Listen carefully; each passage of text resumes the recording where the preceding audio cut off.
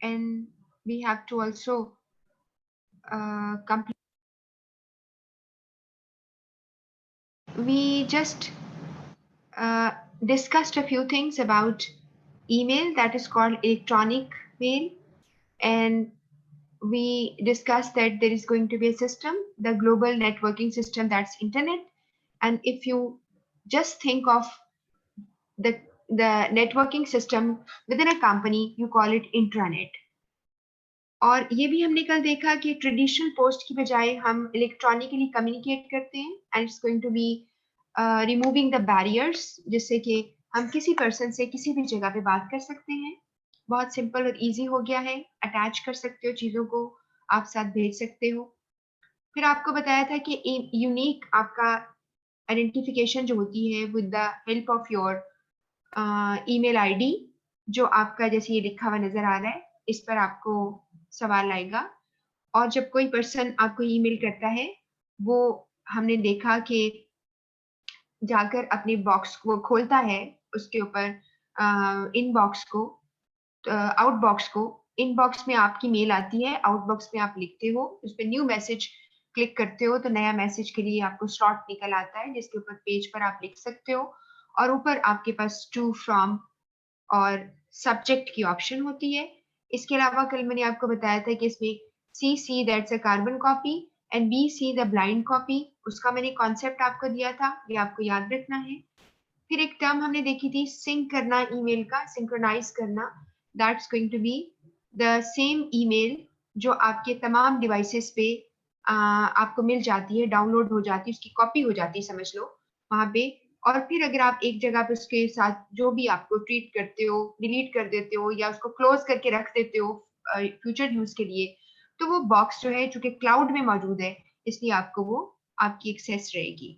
और ये यहाँ पे तरीका आपको बताया था कि कैसे ईमेल करनी है आपने, और ये भी आपको बताया था, ये चूंकि बॉक्स सामने आ रहा है, चूंकि इम्पोर्टेंट टॉपिक है, इसमें आपको बताया था कि आपकी जो है, अगर आप सीसी करते हो तो सेंडर को पता चल जाएगा किसी और को भी भेजा है, और जिस कोई और जो है उसको भी पता चल जाएगा सेंडर कौन था। लेकिन अगर आप उसको बीसी कर देते हो, दैट्स अ ब्लाइंड कॉपी, उसे नहीं पता चल सकता सेंडर को कि किसको भेजा है, लेकिन जिसको भेजा है उसको पता चल जाता है, जिसको ब्लाइंड कॉपी जाती है। ठीक हो गया? ये आपको तरीका बताया था। फिर आपको तरीका बताया था रिप्लाई करने का, फिर रिप्लाई द सेम पर्सन, उसको जवाब चला जाएगा, और जब आप जवाब चला जाएगा and you are not changing the subject line, तो वहां पे री लिखकर और वही टॉपिक आगे आ जाएगा। फिर आपके पास रिप्लाई ऑल करोगे तो उन्होंने जितने लोगों को मैसेज भेजे हुए थे उन सबको भी आपका मैसेज चला जाएगा। तो ये एक इसमें ऑप्शन बताई थी। फिर फॉरवर्ड की ऑप्शन आपको बताई, जिसमें FWD इज द कंट्रैक्शन, उसका शॉर्ट फॉर्म है।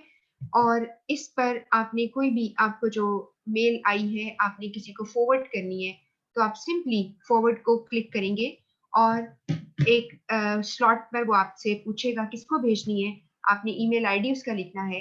और हम जब अपने कॉन्टेक्ट्स में वैसे भी हम लिख रहे होते हैं, तो आपका कंप्यूटर खुद ही आपको ऑप्शन दे देता है, क्योंकि कॉन्टेक्ट लिस्ट में जो लोग होते हैं they give you an option कि इसको लिखना है। से एक पर्सन है इमरान, तो मेरी अगर कॉन्टेक्ट लिस्ट में इमरान के नाम के साथ कोई और नाम है, इमरान अमजद है, इमरान अली है, मोहम्मद इमरान है, कोई भी नाम है, तो आपको ऑप्शन देता है कि आपने किसको करना है। तो usually just you click that persons name और वो उसको चला जाता है। फिर आपको बताया था कि आपके यहाँ फिल्टर होते हैं, जैसे कि आपकी ईमेल जो है फिल्टर हो सकती है और वो क्वारंटीन कर देती है, यानी अलग कर देती है। आप चेक कर लें कि कहीं आपकी ईमेल जो आपको चाहिए वो तो नहीं चली गई। फिर आपको अटैचमेंट का भी तरीका बताया था कि you just click on to the attachment button and that's going to give you an option कि तुमने क्लाउड से करना है इसको अटैच या तुमने अपने कंप्यूटर से करना है। तो दोनों सूरतों में जहां से आपने करना है वो आपको वहां ले जाता है, वहां से आपने फाइल सिलेक्ट की और वो अटैच हो जाती है। It takes a little time और उससे वो चली जाती है।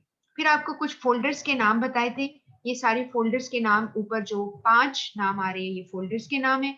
और आप अपने खुद से फोल्डर्स बनाना चाहो अपनी जरूरत के मुताबिक, मतलब मेरा एक फोल्डर है उसका नाम है रिपोर्ट, तो मैंने रिपोर्ट की फोल्डर रखा हुआ है।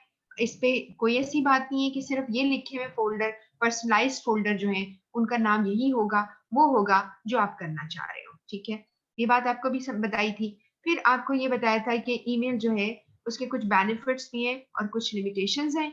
एक तो आपको ये बताया कि कितने ही लोग जो हैं वो लो कॉस्ट पे आप इसको लोगों को एक ही वक्त पे बहुत सारी भेज देते हैं।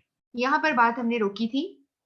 बेनिफिट्स में एक टर्म आई है जो हमने पहले भी आपको बताई है, वो टर्म का नाम है ऑडिट ट्रेल। ये लिखा हुआ है, जब आपको ऑडिट ट्रेल चाहिए यानी प्रीवियस कम्युनिकेशन का रिकॉर्ड चाहिए, तो आपके लिए ईमेल से बड़ी अच्छी चीज कोई नहीं है। बिकॉज जो भी ईमेल कोई किसी को सेंड करता है वो हमेशा के लिए एक एविडेंस यानी सबूत रहता है।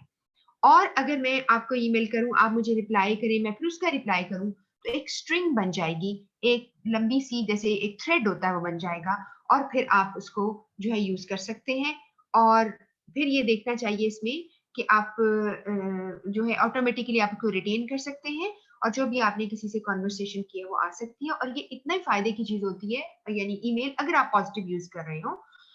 जैसे मैं आपको एक मिसाल देती हूँ, इट हैपेंड विद मी कि मैं एक जगह मेरी हमारे काम कर रही थी, तो पढ़ाती थी, तो वहाँ पे प्रिंसिपल वहाँ के हैं, उन्होंने मुझे एक दिन ऑफिस में कहा कि आप मुझे मिले। तो मैं अपनी सीट से उनको मिलने गई ऑफिस में। तो उन्होंने मुझे ये बताया कि उनकी कोई पुरानी एक वहाँ पे अ, थी, फैकल्टी में खातून थी, तो वो पीएचडी के लिए बाहर चली गई थी इंग्लैंड में। तो अब वो कुछ अपने पाकिस्तान के डिफरेंट जो हैं इंस्टीट्यूट्स हैं, या जहाँ जहाँ वो एक्सेस कर सकती थी, जिन जिनको मिल सकती थी, उनकी जो है इंग्लिश की प्रोफिशिएंसी स्टूडेंट्स की चेक करने के लिए उन्होंने एक थीसिस थे जिस पे काम कर रही थी।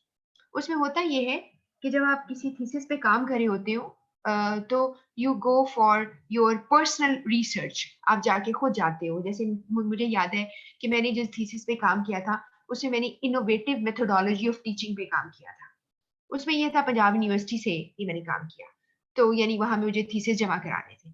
अब इनोवेटिव मेथोडोलॉजी ऑफ टीचिंग क्या थी, मुझे बहुत डिसअपॉइंटमेंट हुई थी इस सर्वे को करने पर। मैं बहुत सारे बड़े बड़े कॉलेजों में गई और वहां पर जाके उनका टाइम लिया प्रोफेसर से, जब मैं स्टूडेंट थी।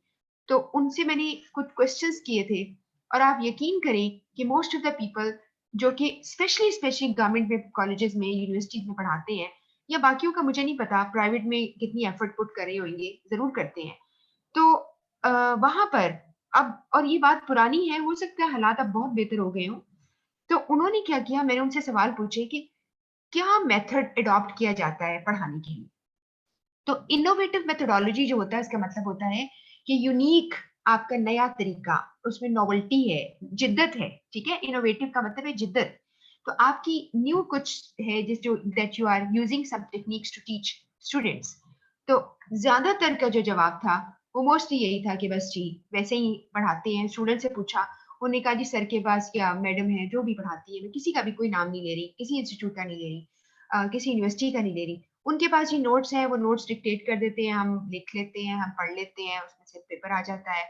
और कुछ लोगों का ख्याल है कि हाँ ये नोट्स बहुत अच्छे हैं, लेकिन तरीका पढ़ाने का वही पुराना, बहुत पुराना, जिसमें क्लास इंटरेक्टिव है ही नहीं, जिसमें स्टूडेंट कुछ नहीं बोल सकता, जबकि आप फिजिकली आप क्लास पढ़ा रहे हैं।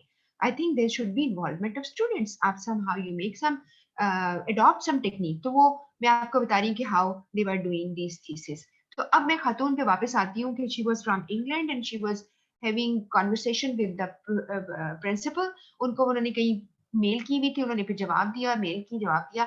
अब कितना ही, इतना ही आप समझ लें अनएथिकल हो अगर कोई बंदा मुझे, मेरे साथ क्या कॉन्वर्सेशन हुई किसी बंदे की मेल को फॉरवर्ड कर दे। लेकिन उन्होंने मुझे इसलिए फॉरवर्ड की थी, उसमें कोई ऐसी सीक्रेट बात नहीं थी, सिर्फ वो ये देखना चाह रहे थे कि मेरी कॉरेस्पॉन्डेंस क्या हुई है इन खातून के साथ, कई दिनों से हो रही है, और वो चाहती क्या है, यानी वो किस किस्म की सर्वे करना चाहती है। तो फिर मैंने उनको बहुत अच्छी तरह से अपनी पूरी कोशिश की, उनको फैसिलिटेट किया। और उसका ये था कि वो ये चेक करना चाहती थी कि जिस जगह पर अंग्रेजी जो है is not a native language, ठीक है, और इवन बहुत सारी जगहों पे इतनी पॉपुलर भी नहीं है, पढ़ाई भी नहीं जाती बहुत ज्यादा। जैसे देखिए आप गवर्नमेंट स्कूल्स में छोटे बच्चे तो बिल्कुल अंग्रेजी नहीं पढ़ते, फिर जरा बड़े होते हैं तो पढ़ते हैं। या अंग्रेजी जो है वो किस हद तक जो उर्दू मीडियम है उसमें नहीं पढ़ाई जा रही, सिवाय इंग्लिश का एक कोर्स होता है। तो ये सारी बातें उनको पता थी, उसकी बेस पर उन्होंने ये रिसर्च करवाई। तो फिर मैंने स्टूडेंट्स को अपने जो कि पढ़ रहे थे, लेकिन वो एफएससी एफए के बाद आते थे लोग, यानी बैचलर्स के थे, उनके ग्रुप्स को बनाया। उनके ग्रुप में से फिर वो लाइव वहां से उनके साथ कॉन्फ्रेंस करती थी और वो उनसे कहती थी ये तुम पढ़ो, और वो पढ़ता था और उसकी पूरी वो वीडियो वगैरह रिकॉर्ड करती थी। तो this was the part of their thesis. तो आई एम जस्ट सेइंग कि आपको पुरानी जो ऑडिट ट्रेल होता है, जिसे आप कहते हैं पुरानी जो आपकी बात हुई होती है, उसने उनने प्रिंसिपल ने उसके सवाल, उन्होंने पहले रिक्वेस्ट की कि सर मैं आए, उन्होंने याद कराया, आपको मुझे याद होगा कि मैं आपकी यहाँ पे थी। उन्होंने कहा जी बिल्कुल, बहुत अच्छा लगा आपसे बात करके। देन शी सेड कि actually I am contacting you for this reason, I'm working on thesis, I want your favor is going to be like something too much for me if you are doing this favor to me. तो उन्होंने कहा जी ठीक है, मैं आप मुझे बताएं क्या चाहिए। then she explained everything and before he was doing anything, या वो principal he was too busy, that's why he thought कि मैं इस पे इतना अपना यूज करूं ब्रेन को या अपने टाइम को, तो why not the person who should do it या who I think may do it। तो उसको उन्होंने मुझे कहा, तो मैंने उसको सारा काम करवा दिया। तो this is very helpful when you go in office, but please इसको मत यूज करें किसी को एक्यूज करने के लिए, किसी की गलतियों को यानी वहां पे कहीं आप शो ऑफ उसको करने के लिए, डिस्क्लोज करने के लिए, ऐसा नहीं करना आपने। तो ये आपको मैं सिर्फ एक कहानियां कभी कभी इसलिए सुना देती हूँ, एक से तो आप इससे तो आपकी लर्निंग भी होती है, you get some idea, and second thing is that कि आपको इस बात की आपको याद भी रहेगा कि ये क्या चीज है। ठीक है, दूसरे बुलेट पे लिखा हुआ है sending end receiving of email is virtually instantaneous, यानी इस पूरी बात का मतलब है ये फौरन के फौरन, इंस्टेंट कहते हैं ना लम्हा, उसी इंस्टेंट पे हो जाती है। या वर्चुअली का मतलब है बहुत हद तक। यहाँ वर्चुअली का मतलब वो नहीं है जैसे मैंने आपको पहले सिखाया था वर्चुअल वर्ल्ड, जैसे वर्चुअल यूनिवर्सिटी है कि आप एक्चुअल रियल नहीं बात करते, बल्कि आपने इमेजिनेशन में करनी होती है। तो ये इंस्टेंटेनियस है। एनीवेयर इन द वर्ल्ड आप बात कर सकते हो। This enable manager to communicate with colleagues and companies, to communicate with client और supplier incredibly quickly. Incredible mean नाकाबिले यकीन हद तक क्विकली, यानी फौरन के फौरन आपकी उनसे बात हो जाती है ईमेल के थ्रू। ये एक तरीका है, is one of the veg. आप ये ना कहें कि सिर्फ ईमेल से, बाकी भी चीजों से, but email is also one of the ways. उसके बाद रेसिपिएंट जो रिसीवर्स हैं can access email anywhere any time at their convenience. और तीसरा ये फायदा है कि वो किसी भी वक्त जब फारिग हो, कन्वीनियंट हो उनके लिए, वो आपकी ईमेल को पढ़ सकते हैं और वो आपको जवाब दे सकते हैं। और आपने पर्पसली ईमेल की है ताकि जब वो फारिग हो जाएंगे, आराम से टाइम दे सकेंगे, तो आपके मैसेज को पढ़ लेंगे। उसके बाद चौथा पॉइंट है traditional and expensive mail shots to multiple recipient can be replaced by significantly quicker and cheaper multi-recipient email communication achieving much greater penetration। ये जो सारी बात कही ये बहुत ही टेक्निकल है, इतना बस समझ लीजिए कि आप अगर वैसे लोगों को इंडिविजुअली ट्रेडिशनली भेजें तो उसको वो बड़ा एक्सपेंसिव पड़ जाता है, लेकिन जब आप इसे एक पैकेज के तौर पे ले लेती हैं तो this is going to be easy. लेकिन ये आप इस पे परेशान मत होइएगा, इस पे आपको कोई सवाल नहीं आने लगा। बस ये लिखा हुआ है कि email is going to be very easy. आगे लिखा है for example when a large global organisation need to communicate corporate messages to 100,000 employees it can also do in a matter of minutes. कि आपके पास पूरा एक पैकेज होता है, तो आपने 1 लाख लोगों को मैसेज देना है, तो एक मेल के थ्रू चला जाता है। बिल्कुल ऐसे ही है जैसे कि आप एक सॉफ्टवेयर आपके पास होता है, तो आप उसमें सारे लोगों के फोन नंबर्स डाल देते हो और आप उनको व्हाट्सएप मैसेज कर देते हो या एसएमएस कर देते हो, सबको चला जाता है। ये थोड़ा कि आप एक एक नंबर डालकर और एक एक को लिखते हो, ऐसा तो बिल्कुल नहीं होता। इसके बाद है easy to use and organise daily correspondence. आप रोज की रोज ना सिर्फ देख सकते हो, ऑर्गेनाइज कर सकते हो, जो चीजें देख ली हैं उनको कोई टैग कर लो, किसी फोल्डर में रख दो, आप उस कर सकते हो। फिर आता भी है फ्लैग कर दो, इस तरह करके आपको ऑप्शन भी आती है, तो आप बिल्कुल कर सकते हैं। अगर आपने दिन के अंदर उस मेल को दोबारा देखना है तो आप उसको बिल्कुल आप उसको कुछ ही तरह से टैग कर दें या फ्लैग कर दें, तो आप उसको दोबारा देख सकेंगे। लो कॉस्ट है, गुड फॉर एनवायरमेंट। इसका आपको बताऊं ये क्या है, इसे कहते हैं एनवायरमेंट फ्रेंडली, इसे कहते हैं एनवायरमेंट फ्रेंडली इनिशिएटिव्स। आपने क्या किया है कि अब इसको पेपरलेस हो गया। दुनिया में हर चीज आहिस्ता आहिस्ता पेपरलेस होती चली जा रही है। आप देखिए मेरे से पढ़ रहे हैं, आपके पास पीडीएफ किताबें आ गई हैं। आप में से बहुत कम लोग होते हैं जो कि आप सोचेंगे जी इसका प्रिंट आउट ले लें। जब आपको स्क्रीन पे पूरा नजर आ रहा है आप इसको रीड कर लें, आप ऐसा कर सकते हैं। बट इफ यू थिंक हाँ मुझे एमसीक्यूज करने हैं, उसको मैं हाँ ले लूँ, कॉपी कर लूँ, तो यू कैन, यानी प्रिंट आउट ले लूँ। तो जो प्रिंट आउट है इस paper, when you use paper it's not environment friendly. क्यों? क्योंकि आपका पेपर बना, जितना पेपर आप यूज करेंगे उसकी पेपर की डिमांड मार्केट में बढ़ती जाएगी। फिर क्या होगा? कितने दरख्त कटेंगे, कितनी मशीनें चलेंगी, उसको रिफाइन करेंगी, पोल्यूशन अलग फैलेगा। तो इसलिए जो ईमेल है वो एनवायरमेंट फ्रेंडली है, जबकि पेपर पे काम करना एनवायरमेंट फ्रेंडली बिल्कुल भी नहीं है। जब पेपर फारिग हो जाएगा, फिर क्या करना है? इसको रिसाइकिल करेंगे, ठीक है? फिर उसके ऊपर मशीनें चलेंगी, फिर जमीन हवा फिजा को गर्म करेंगी। तो ये सारा कुछ जो है इसे कहते हैं कि ये एनवायरमेंट फ्रेंडली है या गुड फॉर एनवायरमेंट है। ठीक है, ये बात समझ में आ गई। आगे है लिमिटेशन ऑफ ईमेल। अब लिमिटेशन ऑफ ईमेल में यानी उसकी नेगेटिव असरात क्या है, उसके लिए common limitation of email include can be an inefficient way of reaching a decision where a telephone call or meeting might better facilitate an immediate exchange of views and reaching a consensus. Consensus कहते हैं किसी की राय लेना, रजामंदी लेना, बड़े पैमाने पर लोगों से मशवरा लेना। तो आप अगर ईमेल करके बैठेंगे और वो बंदा ईमेल का जवाब देगा, अगर सिर्फ आप ईमेल पे फोकस कर लें, तो फिर एक अच्छा आइडिया नहीं, it's not a good idea that people are going to be emailing you about their decision, about their opinion regarding any matter. आपने कोई मैटर सॉल्व करना है, आपने कोई डिसाइड करना है, तो लोग आपको वो करेंगे। तो this is going to be, आप किसी कंसेंसस पे, किसी रजामंदी पे, आप किसी नतीजे पे नहीं पहुंच पाएंगे। ठीक है, तो इमीडिएटली नहीं पहुंच पाएंगे, ये प्रॉब्लम आ गई। दूसरा है can be seen as an insensitive way of sharing bad news. अब अगर ये भी कहा जाता है कि अगर कोई बैड न्यूज है ना, तो प्लीज आप ईमेल ना करो किसी को, बेचारा उसको देख के एकदम उसका हार्ट फेल ही ना हो जाए। तो आप उसके लिए पर्सनल मैसेजेस करें, जिसमें लिखा है when a human touch would be more appropriate. अच्छा, एक लफ्ज है ह्यूमन टच। ह्यूमन टच का बिल्कुल ये मतलब नहीं है कि आप दूसरे दोस्त को हाथ में लाएं तो this is human touching another human. It doesn't mean that. Human touch एक टर्मिनोलॉजी है। इसका मतलब होता है कि it's going to give you a feel of human being, that there is going to be people who are talking to you and that's going to be very very considerate. आपको सबको 7 C's याद है ना? Considerate. इंशाल्लाह हम revision करेंगे इन सारी चीजों की, ताकि हम मेक श्योर करें कि आपका पेपर जो है वो बहुत अच्छा हो जाए। तो इस तरह अभी मुझे पता है कि बहुत सारी चीजें हम आप इकट्ठी करे जा रहे हैं, और अगर आप इसको साथ साथ नहीं पढ़े तो भी प्रॉब्लम है, लेकिन आप पुराना अगर छोड़ा हुआ है आपने, तो प्लीज उसको पढ़ना शुरू करो। मैं आपको रिवाइज जब कराऊंगी, that's not going to be like कि मैं एक एक चीज दोबारा बताऊंगी। देखो, रिवीजन करती है ना जब, is a kind of discussion where you know and I know and we are going to discuss a point।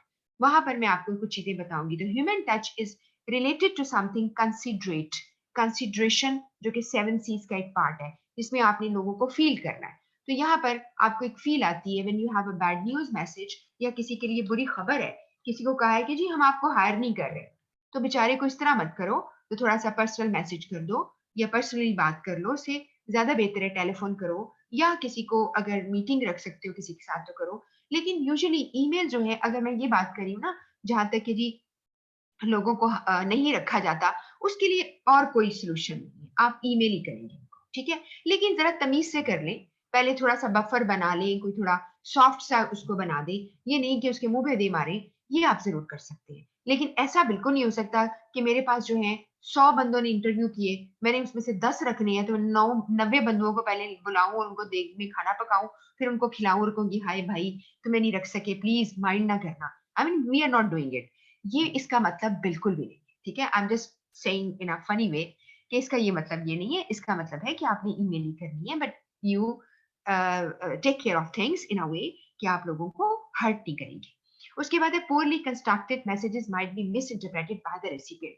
कभी कभार मुझे जल्दी है, मैं ईमेल भेज रही हूँ, पोरली कंस्ट्रक्टेड, बहुत बुरी मैंने मैसेज को बना दिया, इससे जो रिसीवर है वो मेरे मतलब को गलत ले लेगा, मिस इंटरप्रेट करेगा, एटलीस्ट मेरी पर्सनालिटी के बारे में उसको एक बड़ा शक हो जाएगा कि ये बंदा क्या चीज है, ठीक है, ये बंदी क्या चीज है, क्या इसने भेज दिया है। ठीक है, उसके बाद है an absence of non verbal communication such as body language can also lead to misinterpretation of an email. अब क्या है, बाज़ अगर तुमने कोई ऐसा मैसेज भेजा, ऐसे अल्फाज भेजे, अब आप जेन में लेके आओ, आप लोग व्हाट्सएप करते हो, ठीक है, व्हाट्सएप कर दिया जिसमें in the absence of the verbal communication or your face-to-face communication, a person may misinterpret and they can take it the other way around. They can be like problem हो सकती है, लोग जो है वो नाराज हो सकते हैं। तो आप जब सामने बैठे हो तो बॉडी लैंग्वेज बहुत हेल्प करती है, ठीक है। आपकी किसी बात को लोग जो है वो माइंड नहीं करते बाज़ वक़्त आपके अंदाज की वजह से, आपके एक्सप्रेशन इतने अच्छे होते हैं, लोग जो है वो इस सारी चीज को डाइजेस्ट कर जाते हैं, उसको पी जाते हैं। तो इसलिए लिखा हुआ जो है बहुत रूखा हुआ होता है, तो आपने रूखा और जो बिल्कुल ही जैसे कहते हैं ना कर्ट किस्म का मैसेज जो है वो आपने नहीं देना। इसके बाद है इलेक्ट्रॉनिक सिग्नेचर्स में not be legally binding in some jurisdictions. Jurisdiction का मतलब है कानून। अगर एक इलाके में एक कानून लगता है, जैसे एक स्टेट के अंदर एक कानून होता है, अगर आप कहते हैं जी पंजाब के अंदर एक कानून है तो केपीके में डिफरेंट कानून हो सकता है उस चीज के बारे में, हो सकता है, मैं ये नहीं कह रही कि होता है, हो सकता है, या सिंध में फर्क हो, ठीक है, बलोचिस्तान में फर्क हो, ये बिल्कुल हो सकता है। तो आपने क्या करना है, इलेक्ट्रॉनिक कहता है कि कुछ कवानीन में अगर आपने, मैंने ईमेल की आपको, ठीक है, उसके अंदर मैंने अपनी ईमेल पेज के ऊपर अपना स्कैन किया हुआ जो मेरा जो क्या है सिग्नेचर है वो मैंने नीचे अपने नाम के डाल दिया है, ठीक है, नाम से ऊपर डालते हैं, नीचे नहीं, ऊपर डाल दिया है, नीचे अपना नाम लिखा है। तो हो सकता है कि कुछ लोग इसको एक्सेप्ट ना करें क्योंकि उनके लॉ में ये बात नहीं है, इट्स नॉट बाइंडिंग। बाइंडिंग का मतलब है लीगली, बाइंडिंग का मतलब है कानून नहीं मानता, कानून इसको नहीं मानता, तो आपको इलेक्ट्रॉनिक सिग्नेचर काम नहीं आते। अब मैं इसकी एक मिसाल आपको देती हूँ, जो लोग ऑफिस में काम करते हैं उनको ये बात अच्छी तरह पता है, जिन लोगों को बैंकों से वास्ता पड़ा है उनको भी इस बात का पता है, और जो लोग सिर्फ रिसीव आप में से करते हैं अगर बैंक का कोई खत, तो कई दफा बैंक का एक खत आता है तो उस पर लिखा होता है कि it is system generated, does not require official signature. तो वो सिग्नेचर वहां पे जो हुए होते हैं वो क्या हुए होते हैं, वो इलेक्ट्रॉनिक होते हैं या फिर होते ही नहीं। तो वो कहता है सिस्टम ने जनरेट किया है इसलिए ये सबको एक जैसा खत किया है, तो क्या है उसमें नहीं चाहिए, अलग से साइन नहीं चाहिए। ये बात समझ में आ गई। तो ईमेल में ऐसा नहीं हो सकता। इसके बाद एक टर्म है ईमेल ओवरलोड। ये बिल्कुल वही है जैसे मैंने आपको बैरियर्स में पढ़ाया था, इंफॉर्मेशन ओवरलोड। मैंने आपसे कहा था कि इस पे सवाल बहुत आते हैं। तो ईमेल ओवरलोड का मतलब ये हो गया है कि आपने अगर एक बंदे को एक से ज्यादा, बहुत ज्यादा मैसेजेस चले गए हैं किसी पर्सन को एक वक्त में, तो वो उसको नहीं डाइजेस्ट कर पाएगा, तो एक वक्त में इतने ज्यादा चीजों के साथ डील नहीं कर पाएगा, तो वो ईमेल ओवरलोड का शिकार हो जाएगा, ठीक है। इसका मतलब है many emails with in a given time demanding the attention of the receiver, ठीक है, ये बात समझ में आ गई। अब मैं इसको पढ़ देती हूँ। कहता है email overload given how easy it is to include multiple recipient on emails, there can be a tendency to include non-relevant recipient in emails। कभी कभार ऐसा होता है कि आपने जिस बंदे को नहीं भी चीज भेजनी थी उसको भी डाल दिया बीच में, खुदा के लिए मुझे थोड़ा ईमेल करो, मुझे नहीं चाहिए, तो आपने उसको भी बीच में डाल दिया, उसका एक सेकंड लगता है, नाम डाल दिया, बस आ गया तो चला गया। This generates work for each non-relevant recipient to open the message, digest the content. Digest mean हजम करना मटेरियल जो भेजा तुमने, conclude करना that is not relevant to them, और जब तक ये पता चले कि ये मेरे काम का नहीं है, तो दुनिया कहते मेरी तो टाइम कितना बर्बाद हो गया, ये खोलने में, पढ़ने में, देखने में, ओहो ये मेरा नहीं था, क्यों मुझे भेज दिया। देन इधर delete और फाइल द मैसेज, या जो भी करेगा वो, ये जो लिखा हुआ ये बेकार लिखा वैसे, लेकिन सिर्फ ये बता दूं कि समटाइम्स इवन जिस बंदे को भेजना भी है उसको भी तो ना इतना भेज दो, ठीक है। तो ईमेल ओवरलोड का शिकार हो जाते हैं लोग, और कोई काम ही नहीं है, ईमेल पे ईमेल किए जाते हैं। कभी कोई ऐड आ जाती है, कोई कहता है जी मेरे कॉलेज में दाखिला ले लो, कोई कहता है जी, अभी हमारे साथ भी ऐसे होता है, कोई कहता है कि जी फला जगह अपना सीवी डाल दो, कोई कहता है जी लोग जो है वो आपको लिंक्डइन पे आपका प्रोफाइल चेक कर रहे हैं, प्लीज आप देख लें इनको, खुदा के लिए बस जान छोड़ दे, इतना टाइम नहीं है हमारे पास। तो सारा कुछ जो है ईमेल ओवरलोड का हम शिकार हो जाते हैं। इसके बाद है spam, junk, a variation on the previous point, this is where Companies typically advertising their products repeatedly send on unwanted advertisement email that flood users inbox. हमारे इनबॉक्स के अंदर इतनी मैसेजेस आ जाते हैं जो कि फ्लड आ जाता है, जिसमें वो स्पैम मीन अनवांटेड आपकी जो ईमेल्स हैं वो आ जाती है, तो वो हमें नहीं चाहिए होती। ईमेल्स में कैरी वायरसेस विच स्प्रेड रैपिडली। अब ये वायरस का लफ्ज तो खुदा के लिए कोई ना बोले, है ना, जो अभी हम भुगत रहे हैं एक वायरस को, जो कि इंसानों को जो है सारी पूरी जिंदगी को, पूरी वर्ल्ड को जैम करके रखा हुआ है इसने। तो खुदा ताला सबको महफूज रखे। तो ईमेल कैरी वायरसेस। अब कोई आपसे पूछे वायरस क्या होता है? ये वायरस क्या है? ये वायरस एक सॉफ्टवेयर है जो अपना रेप्लिका बनाता है, अपनी कॉपी करता जाता है, इतनी तेजी से कॉपी कर देता है कि पूरा आपका जो लैपटॉप कंप्यूटर जो भी आपका पास गैजेट है, वो सारे का सारा क्या है, चोक हो जाता है, और अक्सर वो खत्म हो जाती है चीजें, आपको फिर से दोबारा करना पड़ता है, सारा सिस्टम खराब हो जाती है। तो वायरसेस जो है वो इस तरह ही, और आपने ये देखा है जो इंसानों के अंदर वायरस है वो भी तो अपना रेप्लिका ही उसका बन रहा है ना, अगर आपने डिटेल पढ़ी है तो this is going to be doing the same. तो ये वायरस जो है ये यहाँ प्रोग्राम है जो अपने आप को रेप्लिकेट करता रहता है। इसके बाद आपने पढ़ना है when to use different channels, ये लिखा हुआ है, ये चैप्टर के अंदर है, ये आप वैसे ही एक दफा पढ़ लीजिएगा। इसमें डिफरेंट किस्म के मीडिया कब कौन सा यूज करना है ये अक्सर आपको आ जाता है, ठीक है। वीडियो कॉन्फ्रेंस का जिक्र इसमें से गुजर रहा है, वो भी हम ही पढ़ते हैं, अभी पढ़ते हैं, ठीक है। अब आपने पढ़ा है लफ्ज ईमेल एटिकेट, आपने ईमेल जो है उसका ख्याल कैसे करना है, उसके लिए लिखा है कि ये बहुत ही एफिशिएंट इनएक्सपेंसिव होती है, और उसके लिए कुछ आपको गाइडेंस दी है। सबसे पहले लिखा है think before you send it. आप भेजने से पहले 100 दफा सोच लें कि आपकी चीजें कंप्लीट हैं, आपने सारा कुछ लगा दिया है, और ये वही रेसिपिएंट है जिसको ईमेल जानी चाहिए थी। तो ईमेल के जो एटिकेट हैं, उसके तरीके हैं, इनका आपने ख्याल करना है, ठीक है। और इसकी हेडिंग जो है, जब आपके पास ये बुक खोल के पढ़ेंगे आप, तो आप इसको जो है बस एक दफा थोड़ा सा एक बर्ड्स आई व्यू ले लेना, इसके उस एक एक लाइन जो है बहुत इस टॉपिक की, यानी एक रीडिंग जरूर कर लेना। कोई चीज जो है वो आपको जैसे इसका पहले से पता हो तो दोबारा ना पढ़ना, जो आपको लगता है कि मुझे दोबारा देखनी पड़ेगी उसको आप अंडरलाइन कर लेना। तो think before you send it. इसके बाद कहता है चूंकि तुमने मेल सेंड कर दी वो परमानेंट रिकॉर्ड रहेगा, पहले पॉइंट में लिखा है, ठीक हो गया। नंबर 2 लिखा है never send an email when upset and angry. कल मैंने आपको पिक्चर भी एक दिखाई थी, कोई बंदा जो है अगर नाराज है, यानी उनको गुस्सा आ गया है ईमेल देखकर, या बहुत अपसेट हो गया है, तो उसको ड्राफ्ट फोल्डर में रख दो, और पहले उसको होल्ड ऑफ कर लो, उसको होल्ड कर लो, और अभी उसको ना भेजो। ये मैंने आपको कल बात बताई थी जी। इसके बाद है if emailing multiple recipient ensure the communication is appropriate to all। अब देखो ना, एक मैसेज बना मिस्टर ए के लिए तो ठीक है, मिस्टर बी के लिए भी ठीक है, सी के लिए भी है, लेकिन मिस्टर डी को ये मैसेज नहीं, उसको नहीं ये जाना चाहिए। फिर क्या करो, मिस्टर डी को निकाल दो, उसको वहां से निकाल कर उसके लिए अलग सेपरेट बना दो उसके मुताबिक, वरना मिस्टर डी जो है वो इस चीजों को गलत मैनिपुलेट कर लेगा। देखो अगर एक मिसाल के तौर पर प्रोडक्शन से रिलेटेड बात है, वो प्रोडक्शन वालों से तुम्हारी पहले बात हो चुकी है, वो समझ गए हैं क्या करना है। अब एक बंदे मार्केटिंग या सेल्स वाला बंदा मिस्टर डी है, इसको तो जरा दूर ही रखो तो बेहतर है इस बात से, उसको अलग से ईमेल करके इन्फॉर्म कर देना डिफरेंट तरीके से।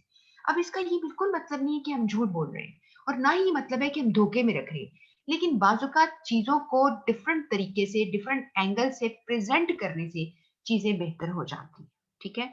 तो हमने उसको इस तरह से आप करें। अब जैसे फॉर इंस्टेंस अगर मुझे कोई चीज आती है कि जी आप मार्क कर दें, मैंने कोई, मुझे पता कॉन्फिडेंस में लिया किसी बंदे को, ये जी मेरा असिस्टेंट है, बेटा तुम इसको, या कोई मेरा ग्रोन अप है उसको कहा ये जरा देखो, बाद में मैं उसको दोबारा खुद देखूंगी और चेक कर लूंगी ये ठीक है कि नहीं। उसने सिर्फ इसलिए देखा कि अगर इसमें कोई ग्रामर की गलतियां हैं या कोई उसने कोई फॉर्मेट की गलती की है, उसके लिए उसने देख लिया।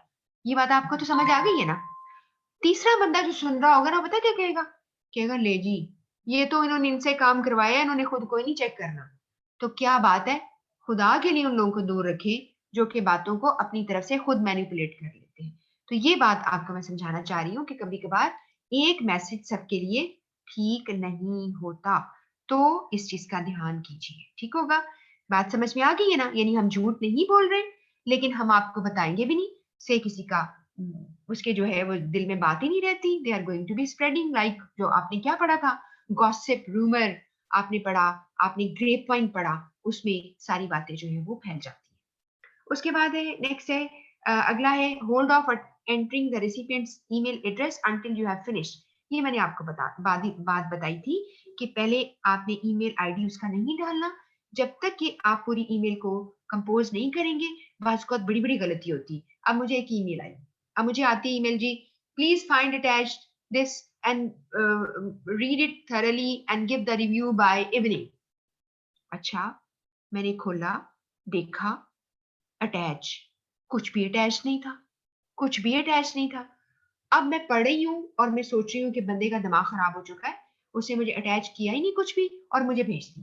5 मिनट के बाद जी एक मुझे और मेरी बॉक्स में आती है, उसमें लिखा है sorry the previous email was not containing attachment, तो मैं आपको नई अटैचमेंट भेज रहा हूँ।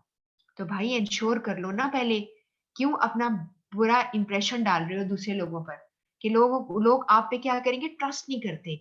आप में से कितने लोग हैं जो काम करते हैं ऑफिस में, आप में से कितने लोग हैं जो अपने हर कॉलीग पे ट्रस्ट करते हैं? नहीं, आप नहीं कर सकते।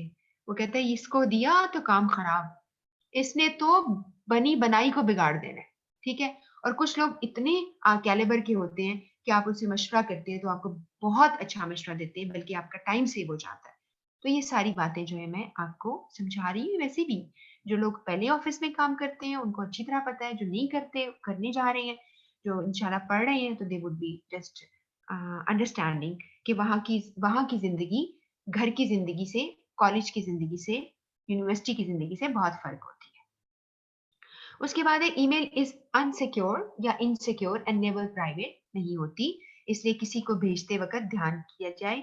और कभी कभार ये है कि वो कभी हैक भी हो सकता है, आपका मैसेज जो है वो हैक हो जाता है सारा आपका, तो वो गलत या फॉरवर्ड गलत हो जाती है। ये मसाइल है, इसलिए प्राइवेट ये कोई सीक्रेट यानी सिक्योर नहीं होती। इस बात पे कहा है। और कहा है कि सेंसिटिव इंफॉर्मेशन, ये पॉइंट आप पढ़ेंगे कि सेंसिटिव इंफॉर्मेशन जो है ना, प्लीज आप उसको ईमेल पे इस तरह ना डालें कि वो किसी भी के हाथ लग सकती है।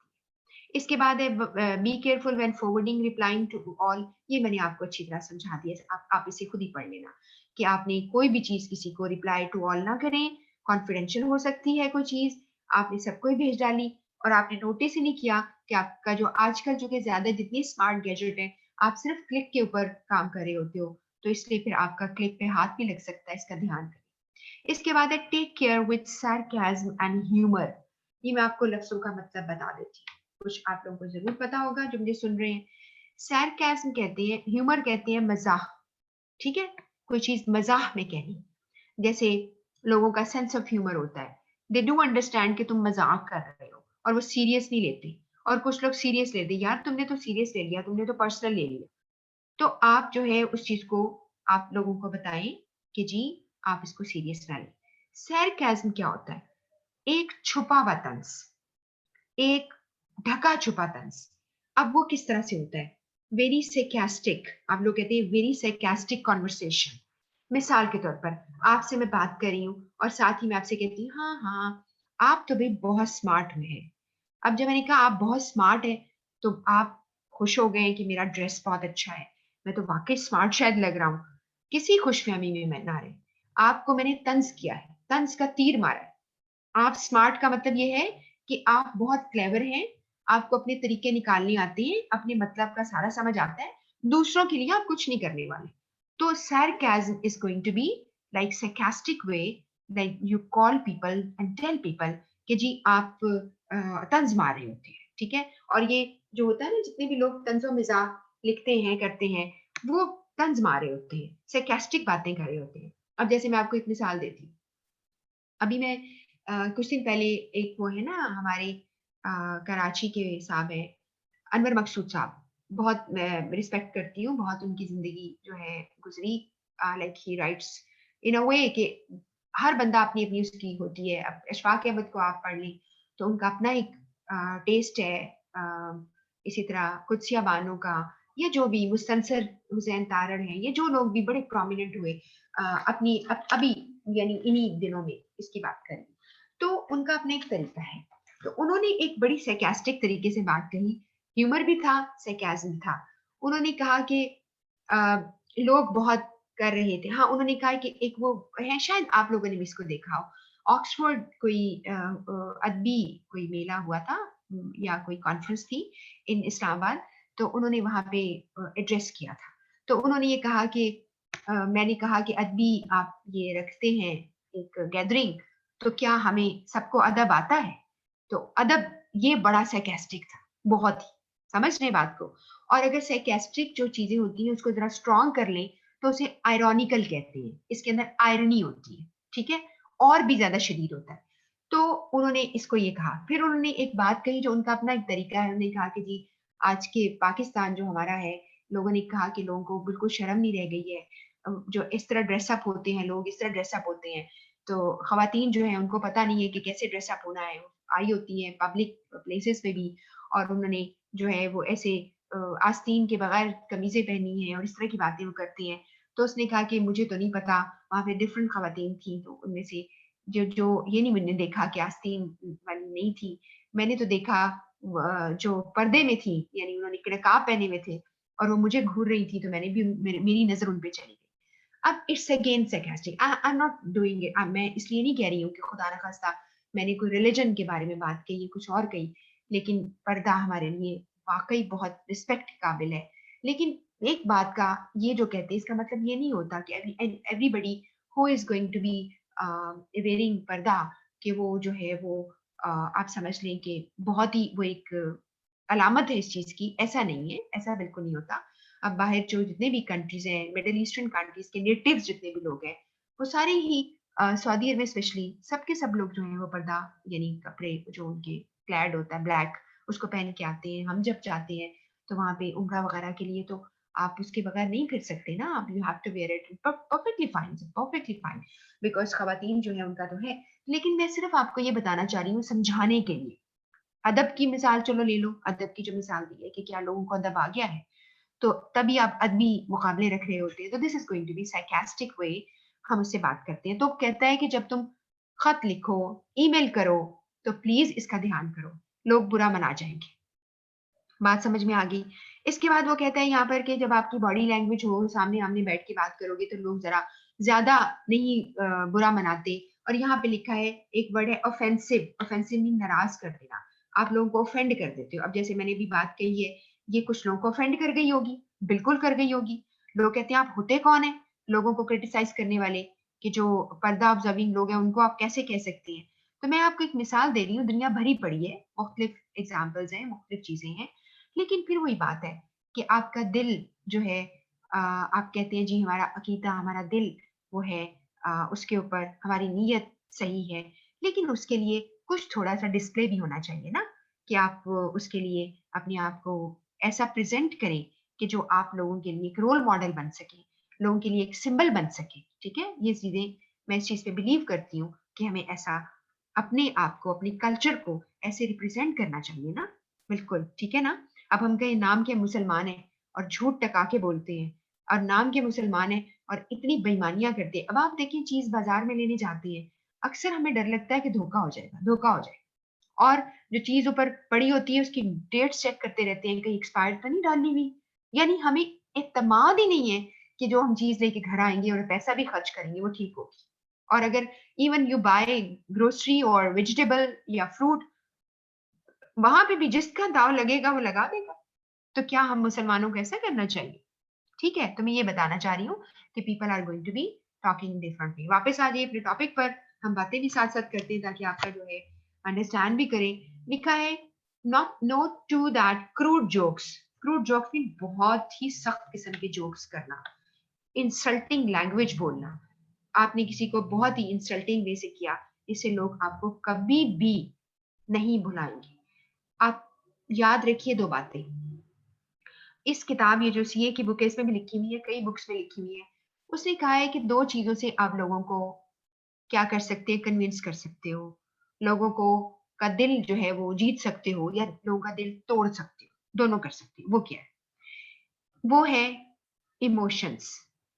अगर आपने किसी के इमोशंस को हर्ट किया, इमोशनली किसी को हर्ट किया, सारी जिंदगी आपको याद रखेगा।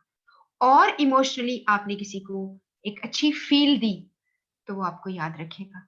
आप सारे लोग अगर वापस चले जाएं अपने पास्ट में, याद करें किसी ईद पर, किसी बर्थडे पर, अगर आपको कुछ चीज याद रही तो किसी का दिया हुआ अच्छा तोहफा या कोई डिसअपॉइंटमेंट कि आपने कुछ बहुत ही एक्सपेक्ट किया था कि मेरे साथ ऐसा होगा, वो नहीं किया किसी ने, तो this is going to be emotionally आपको डाउन किया गया। और दूसरी चीज होती है जिसे आप कन्विंस लोगों को कर सकते हैं, वो है लॉजिक्स। अगर कोई लॉजिक्स के साथ बात करोगे, कहते हैं ना लॉजिक की मार मारो, अगर कोई लॉजिक्स के साथ बात करोगे तो लोग जो है वो आपकी बात मानेंगे, चाहे वो छोटा सा बच्चा क्यों ना हो, वो आपकी बात सुनेगा। ठीक है। और अगर आपने लॉजिक क्या है, बच्चे से कहा बेटा तुम ये बड़ा अच्छा काम किया है, तुम करोगे ना तो मैं तुम्हें चॉकलेट दूंगा। लो जी, आप 20 रुपए की थकी चॉकलेट ले आए हैं। अब बच्चा आपका नेक्स्ट टाइम काम नहीं करेगा, प्लीज। अब ना सोचिए कि वो अगला काम करेगा। ठीक है। तो आपने उसके लिए लॉजिक की मार मारनी है कि भाई वाकई it's logical if somebody is doing something for you and reward उसका बहुत ही अच्छा है। ठीक है। अब ये नहीं मतलब है एक चॉकलेट चलो 20 रुपए की बच्चे के लिए अच्छी होती है, लेकिन मैं वैसे मजाक से कह रही हूँ कि this can be like this. अच्छा जी, आगे बात आई कि बच्चा भी लॉजिक की बात मानेगा, वो आपकी बात ऐसे वैसे आपके चक्रों में नहीं आएगा। अगला पॉइंट है use clear and standard grammar and punctuation. बिल्कुल सही है, ग्रामर और पंक्चुएशन का ख्याल करना है। मैंने उसके लिए आपको क्या तरीका बताया था, आपकी लाइफ के लिए, यानी लिखा हुआ मैंने आपको बताया था कि आपने क्या करना है, आप कर लो उसके ऊपर वर्ड में कर लो और जाके पेस्ट कर दो, वर्ड सारा आपको माइक्रोसॉफ्ट वर्ड सारा कुछ बता देगा। ठीक है। और इसलिए ईमेल जो है इसका आपने ध्यान करना है, जहां आपको लगे कि सही नहीं है आप इसको चेक कर लेंगे। ठीक है। ये लिखा हुआ है इसके अंदर। उसके बाद अगला इसका छोटा बुलेट है, केयरफुल व्हेन कैपिटलाइजिंग वर्ड्स। इसके ऊपर भी आपको सवाल आ जाता है, यानी आपने अगर हर लफ्ज को कैपिटल किया तो उसके लिए बड़ी जबरदस्त इसने बात की है। उसने कहा है इक्वेलेंट ऑफ शाउटिंग। इसका मतलब ये है, इसकी बात का मतलब मैं समझा देती हूँ कि अगर तुमने हर लफ्ज को बड़ा बड़ा करके लिखा तो it would appear as the word is shouting on the page, कि लफ्ज जो है वो पेज के ऊपर शाउट कर रहा है। तो प्लीज उसको इस तरह से ना लिखो, इस तरह बहुत बड़ा बड़ा लिखना कुछ लोगों को तो पता ही नहीं चलता। वो क्या करते हैं, इवन सब्जेक्ट लाइन सारी कैपिटल कर देते हैं, फॉर गॉड सेक। बिल्कुल समझ नहीं आती तुमने कहना क्या है, और जगह इतनी लेती है और वो एक से दूसरी लाइन में चली जाती है, तो लोग बिल्कुल ध्यान नहीं करते। जब आप एक ईमेल करेंगे आपकी जिम्मेदारी उसका ध्यान करें। ठीक है। इसके बाद है, लिखा है कि अवॉइड ओपनिंग सस्पिशियस ईमेल्स। आप कोई सस्पिशियस ईमेल जो है, जो यानी जिसमें आपको कोई शक शुबा हो, उसको आप इस्तेमाल ना करें, यानी उसको ना खोलें। ये आपने इस चीज का ध्यान करना है। और सस्पिशियस ईमेल्स अटैचमेंट है, अगर एक है उसके अंदर ज्यादातर आपको क्या होगा, आपके उसमें ज्यादातर इरिटेटिंग है, वो आपके लिए टाइम वाई वेस्ट करेगा, या फिर उसके अंदर वायरसेस होंगे। ठीक है। यानी ऐसी प्रोग्राम होंगे जो आपके सारे सिस्टम को करप्ट कर देंगे, खराब कर देंगे। इसके बाद ये है कि एक और भी चीज लिखी, if you are unfamiliar with the source of an unsolicited email. ये लफ्ज अनसोलिसिटेड मैं आपको पहले बहुत दफा सिखा चुकी हूँ। Unsolicited not demanded, solicited demanded. हर चीज सोलिसिटेड अनसोलिसिटेड हो सकती है। जैसे कि आपने पढ़ा कि प्रपोजल्स होते हैं, कि अगर जो बिजनेस प्रपोजल्स होते हैं वो सोलिसिटेड होते हैं जब आपने खुद कहा है, अनसोलिसिटेड होते हैं जब आपने नहीं कहा। एडवर्टीजमेंट्स होती हैं सोलिसिटेड जब आपने मंगवाई है उनसे इंफॉर्मेशन, और अनसोलिसिटेड जब उन्होंने आपने नहीं मंगवाई। तो इससे क्या है, अनसोलिसिटेड जब खोलते हैं तो इसमें कहता है lack of business rational. Rational का मतलब है अकल, दलील। उसमें बिजनेस जो है वो आपकी उसकी दलील आप यानी नहीं बनती कि आपने क्यों इसको खोल लिया। ठीक है। तो आपके लिए सस्पिशियस मीन इसमें शक था, इसमें शुबा था, इसमें जो चीजें हैं वो यानी उसके ऊपर आपको ट्रस्ट नहीं था, तो वो सस्पिशियस थी। इसके बाद avoid sending overly large attachments unless absolutely necessary. ये बात भी आपको ज़हन में रखनी है कि बड़ी बड़ी अटैचमेंट्स जो है वो मत भेजो, और अगर भेजती हैं तो पहले उसको बता दो। और उसके अलावा आपको ये भी पता है कि बाज़-औक़ात लोगों के इतनी लार्ज फाइल अटैच करते हो तो लोगों का जो सिस्टम है अगर स्लो है तो वो पूरी वहां पे नहीं पहुंच जाएगी, डाउनलोड नहीं होगी। इसका बहुत अच्छा तरीका होता है कि आप छोटे छोटे उसके चंक्स करके उनको बता दें और फिर अटैच कर करके भेजें। और इसके बाद है ईमेल सर्वर है फायरवॉल, जिसे सिक्योरिटी डिवाइस कहते हैं। बस इतना याद रखिएगा, बस आपकी सिक्योरिटी सिस्टम वहां पे लगा हुआ है। That limit the maximum size of individual email size of users inbox, वो खुद ही आपको बता भी देता है। ठीक है, तो security device, firewall is a security device. इसका नाम आपको कहाँ पता चलेगा? आपको इस सारे सवालों को करना आ जाएगा आपके पास। अब मैं आपको शायद सबको पता है, मैंने कल भी अनाउंस किया था कि आपकी इस कमिंग यानी परसों, डे आफ्टर टुमारो, इसी टाइम पर फ्राइडे सैटरडे संडे तीनों दिन क्लासेस है। ठीक है, तो आप कोशिश करें कि आप इस तरह लाइव सुन लें, और जो नहीं सुनते वो जाहिर है आप अपनी रिकॉर्डिंग तो सुन ही लेते हैं। तो ये आपकी तीनों दिन की फ्राइडे सैटरडे संडे को है, और फिर अगला स्केड्यूल अगर कोई चेंज आती है तो मैं आपको अनाउंस कर दूंगी। और इसके अलावा व्हाट्सएप में जो, अगर आप मुझे सुन रहे हैं CR और GR, तो प्लीज ये मैसेज ड्रॉप कर दें कि परसों डे आफ्टर टुमारो, डेट डाल दो साथ, फ्राइडे सैटरडे संडे को सेम टाइम 4:10 पे आपकी क्लास होगी। ठीक है, और ये टाइम इसलिए थोड़ा पीछे किया है सिर्फ नमाज की वजह से, कि नमाज यहाँ पर हमारे यहाँ, चूंकि हर जगह टाइम तो एक ही है लेकिन नमाज का टाइम फर्क होता है, तो वो चेंज हो जाता है। ठीक हो गया, तो ये आपका है। उसके बाद है one tactic to warn the recipient you plan to send a large attachment beforehand. लिखा है कि अटैचमेंट बहुत बड़ी है तो पहले उनको आगाह कर दो। इसके बाद है एक और चीज इसमें इस्तेमाल हुई है, कीप इट सिंपल। और आपको शायद पता होगा कि इस बुक में, अगर आपकी नजर से ये बुक गुजरी है, तो KISS के नाम से ना बहुत दफा उन्होंने एक एक्रोनिम दिया हुआ है, KISS। KISS जो है इज नॉट द वर्ड जो जो इसका मतलब होता है। इसका मतलब है कीप इट सिंपल, और जो आखिरी S है इसका मतलब है stupid. Keep it simple stupid. अब आप कहेंगे ये क्या है, ये हमें क्या पढ़ाया जा रहा है? ठीक है, word stupid is not good, लेकिन वैसे मैं आपको बाय द वे बता दूं, आप तो लोगों को जब गालियां कोई देता है तो कह देता है ना स्टूपिड उसको। जो साइकोलॉजी की जुबान में एक पर्सन स्टूपिड है या इडियट है, ये भी बुरा लफ्ज है, बुरा लफ्ज है ना, नहीं कहना चाहिए, किसी को नहीं कहना चाहिए। और एक और लफ्ज है गूफ, GOOF। तीनों लफ्जों का मतलब पता क्या है? किसी पर्सन का खुदा न खास्ता मेंटली रिटार्डेड है और उसका IQ बहुत थोड़ा है, यानी वो बिल्कुल पागल नहीं है, इनसेन नहीं है। उसको बेसिक चीजों का पता होगा, अपना ख्याल कर लेता है, खाना पीना भी कर लेता है, लेकिन आप उससे कोई इंटेलिजेंस की बात जो है वो नहीं एक्सपेक्ट कर सकते। हम जो लोग सारे होते हैं, हमारे IQ का चेक किया जाता है। आप सबको शायद अगर पता है, आज हम थोड़ी सी एक्स्ट्रा बातें भी कर रहे हैं, अभी है हमारे पास टाइम, कोई बात नहीं। IQ stands for intelligence quotient. ठीक है, इंटेलिजेंस कोशेंट क्या होता है? आपका कहते हैं ना इसका IQ फारिग है, भाई इससे बात ना करो, इसका दिमाग फारिग है, IQ है ही नहीं। Intelligence quotient is actually a formula जिसमें you have a ratio between your actual age and your mental age. जो एक्चुअल एज होती है उसको क्रोनोलॉजिकल एज कहते हैं, और जो मेंटल एज है आपकी वो मेंटल एज है। उसका रेशियो लिया जाता है और देखा जाता है कि एक बंदा, बाजू अगर एक बच्चा है, जैसे कुछ लोग बहुत एक्सेप्शनली इंटेलिजेंट होते हैं, जैसे अरफा करीम थी, जिसकी आपको पता है डेथ हो गई थी, बहुत ही अफसोसनाक बात है। और कुछ लोगों का ये भी ख्याल होता है कि ऐसे लोग जो है वो जल्दी फारिग हो जाते हैं, ये भी लोगों का कॉन्सेप्ट है। हर इसके ऊपर डिफरेंट थेरीज है, उसमें बात नहीं करें।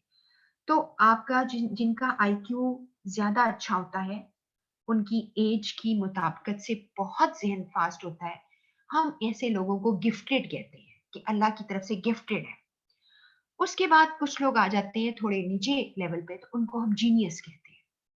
उसके बाद कुछ और भी लोग बीच में होते हैं, मतलब मैं इसको आपको साइकोलॉजी नहीं पढ़ा रही, इसलिए मैं सिर्फ आपको कुछ कैटेगरीज बता रही हूँ, कुछ लेवल्स बता रही हूँ। जो जो लोग जीनियस होते हैं उसके नीचे लोग इंटेलिजेंट आ जाते हैं। इंटेलिजेंट के नीचे आम से लोग होते हैं, उनको मीडियोकर्स कहते हैं, दरमियाने से होते हैं। और इसी तरह कैटेगरी एवरेज पे जाकर नीचे बिलो एवरेज चली जाती है, और लास्ट पे आकर वो लोग जो पागल होने से तो खुदा न खासा बच जाते हैं, लेकिन पूरी तरह सैनिटी उनमें नहीं होती, सेन नहीं होते, आप उनको स्टूपिड कहते हैं। अब गाली देते हुए, ये असल में US नेवी का वाकया है।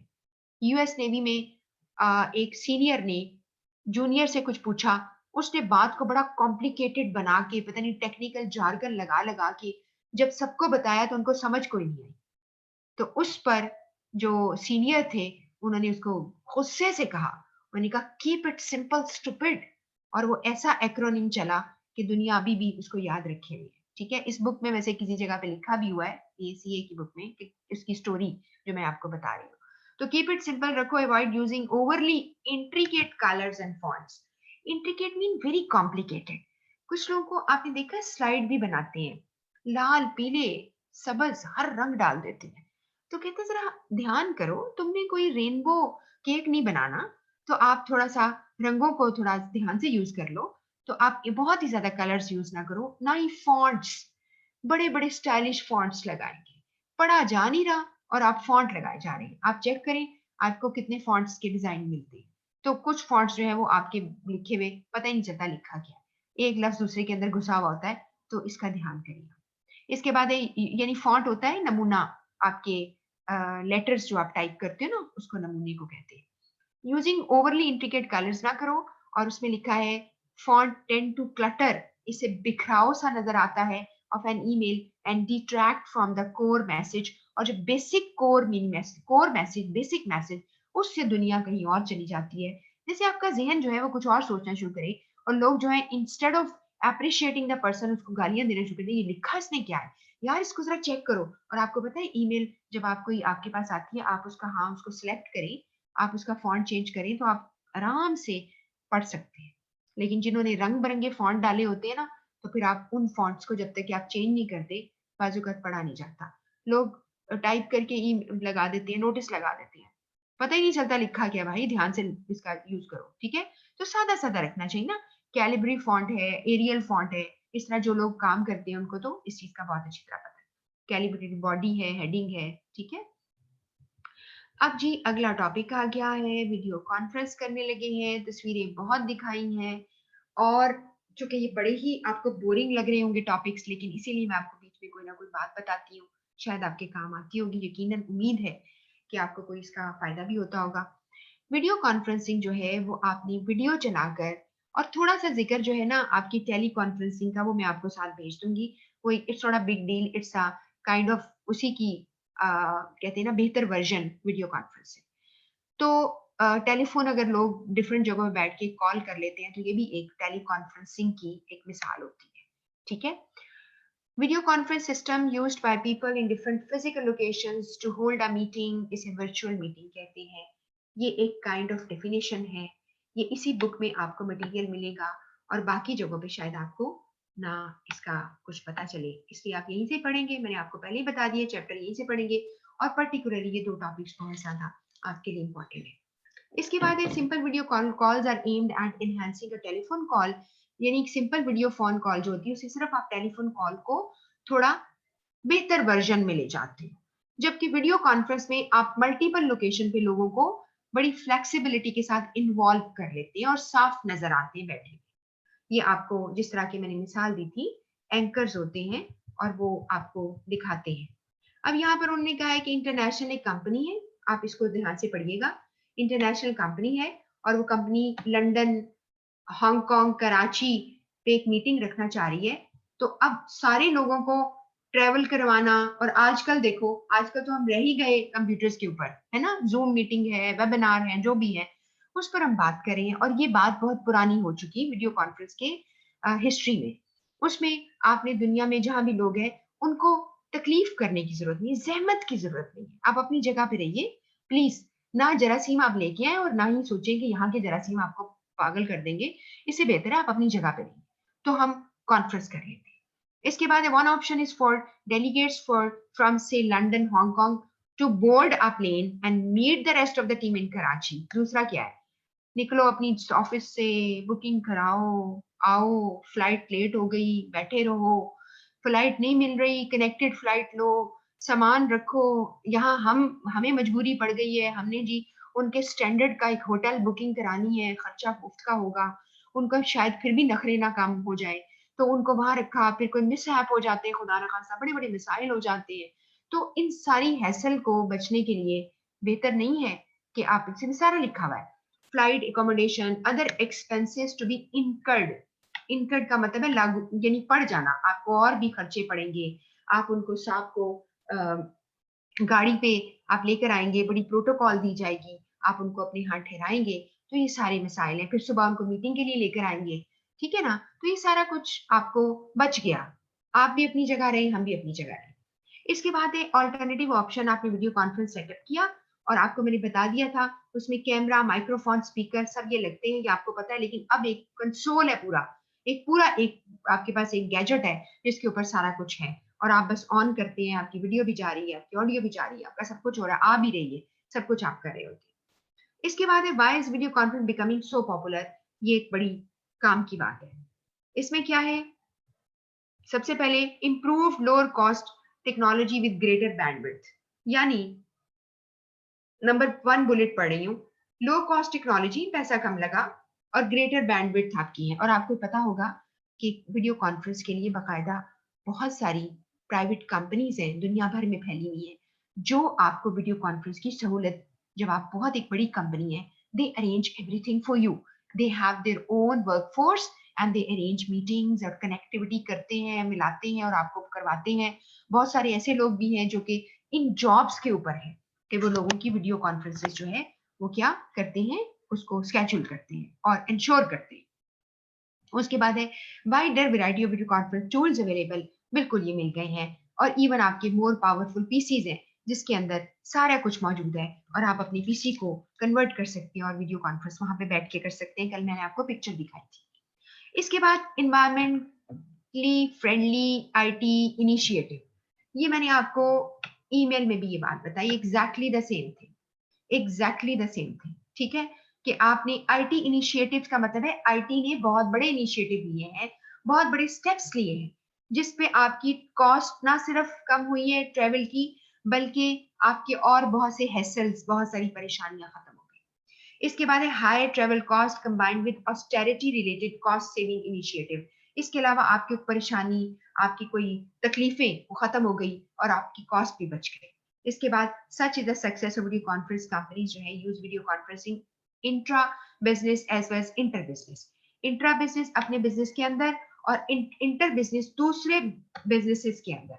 मिसाल के तौर पर मेरी कंपनी बहुत बड़ी है, मुझे सप्लाई होती हैं चीजें, मैं दूसरे सप्लायर कंपनी के साथ कनेक्ट करती हूँ तो इंटर बिजनेस हो गया। और अगर मैं अपनी ही कंपनी में, मेरा कराची हेड ऑफिस है या इस्लामाबाद हेड ऑफिस है, बाकी हम मुख्तलिफ स्टेशन पे बैठे हैं, तो मिसाल के तौर पर आईटी टीम ने कोई काम किया किसी प्रोजेक्ट पे, आप चाहते हैं कि वो प्रोजेक्ट जो है वो लाहौर में, इस्लामाबाद में लॉन्च किया जाए, तो कराची के लोग आपको वीडियो कॉन्फ्रेंस के थ्रू सारी गाइडेंस दे सकते हैं। समझ आ रही बात की? तो कंपनियां इंट्रा बिजनेस, इसको कहेंगे इंट्रा बिजनेस, अपने बिजनेस के विद इन, ये वही चीज है जिस तरह के आपने इंट्रा, इंट्रा का लफ्ज विद इन है, आपने इंट्रा पर्सनल कम्युनिकेशन पढ़ी, with in your mind and your self and your body. आपने इंट्रानेट पढ़ा, with in your business you connect with other people. Intra business लफ्ज पढ़ा जिसमें अपने ही बिजनेस के लोगों के साथ, अपनी कंपनी के लोगों के साथ। हाँ, ये जरूर हो सकता है कि आपकी कंपनी के लोग दुनिया में जगह जगह फैले हुए हैं, जगह जगह उनके ऑफिस हैं, geographically you are all dispersed, but you are one business, so that's why you call it intra business. ठीक हो गया? और इंटर बिजनेस जब आप दूसरे लोगों के साथ कनेक्ट होते हैं, आप क्रेडिट पे चीजें उठाते हैं, वो क्रेडिट पे लेते हैं, बड़ा लंबा चौड़ा आपका सिस्टम है, सप्लाई करते हैं, बहुत सारी चीजें। तो ये आपका जो है, ये मेरे ख्याल है आपको चीजें समझ में आई।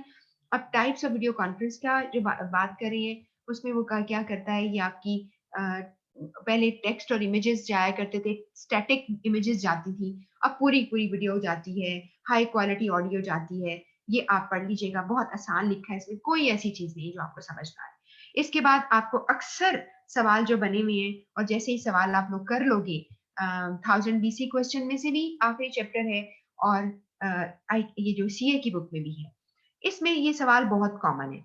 वो कहते हैं इक्विपमेंट कौन से इस्तेमाल करोगे, आपको सवाल आता है जी वीडियो इनपुट के लिए सारी बात कैमरा या वेबकैम करोगे, video output computer monitor, projector और टेलीविजन के ऊपर प्रोजेक्टर लगा दिया, सबने बात कर ली, या टीवी को आप यूज, उसकी यूज स्क्रीन यूज कर सकते हो, एलसीडी लगा सकते हैं। ऑडियो इनपुट माइक्रोफोन है, ऑडियो आउटपुट लाउड स्पीकर या हेडफोन्स है, ये आपको नाम आते हैं पहले से।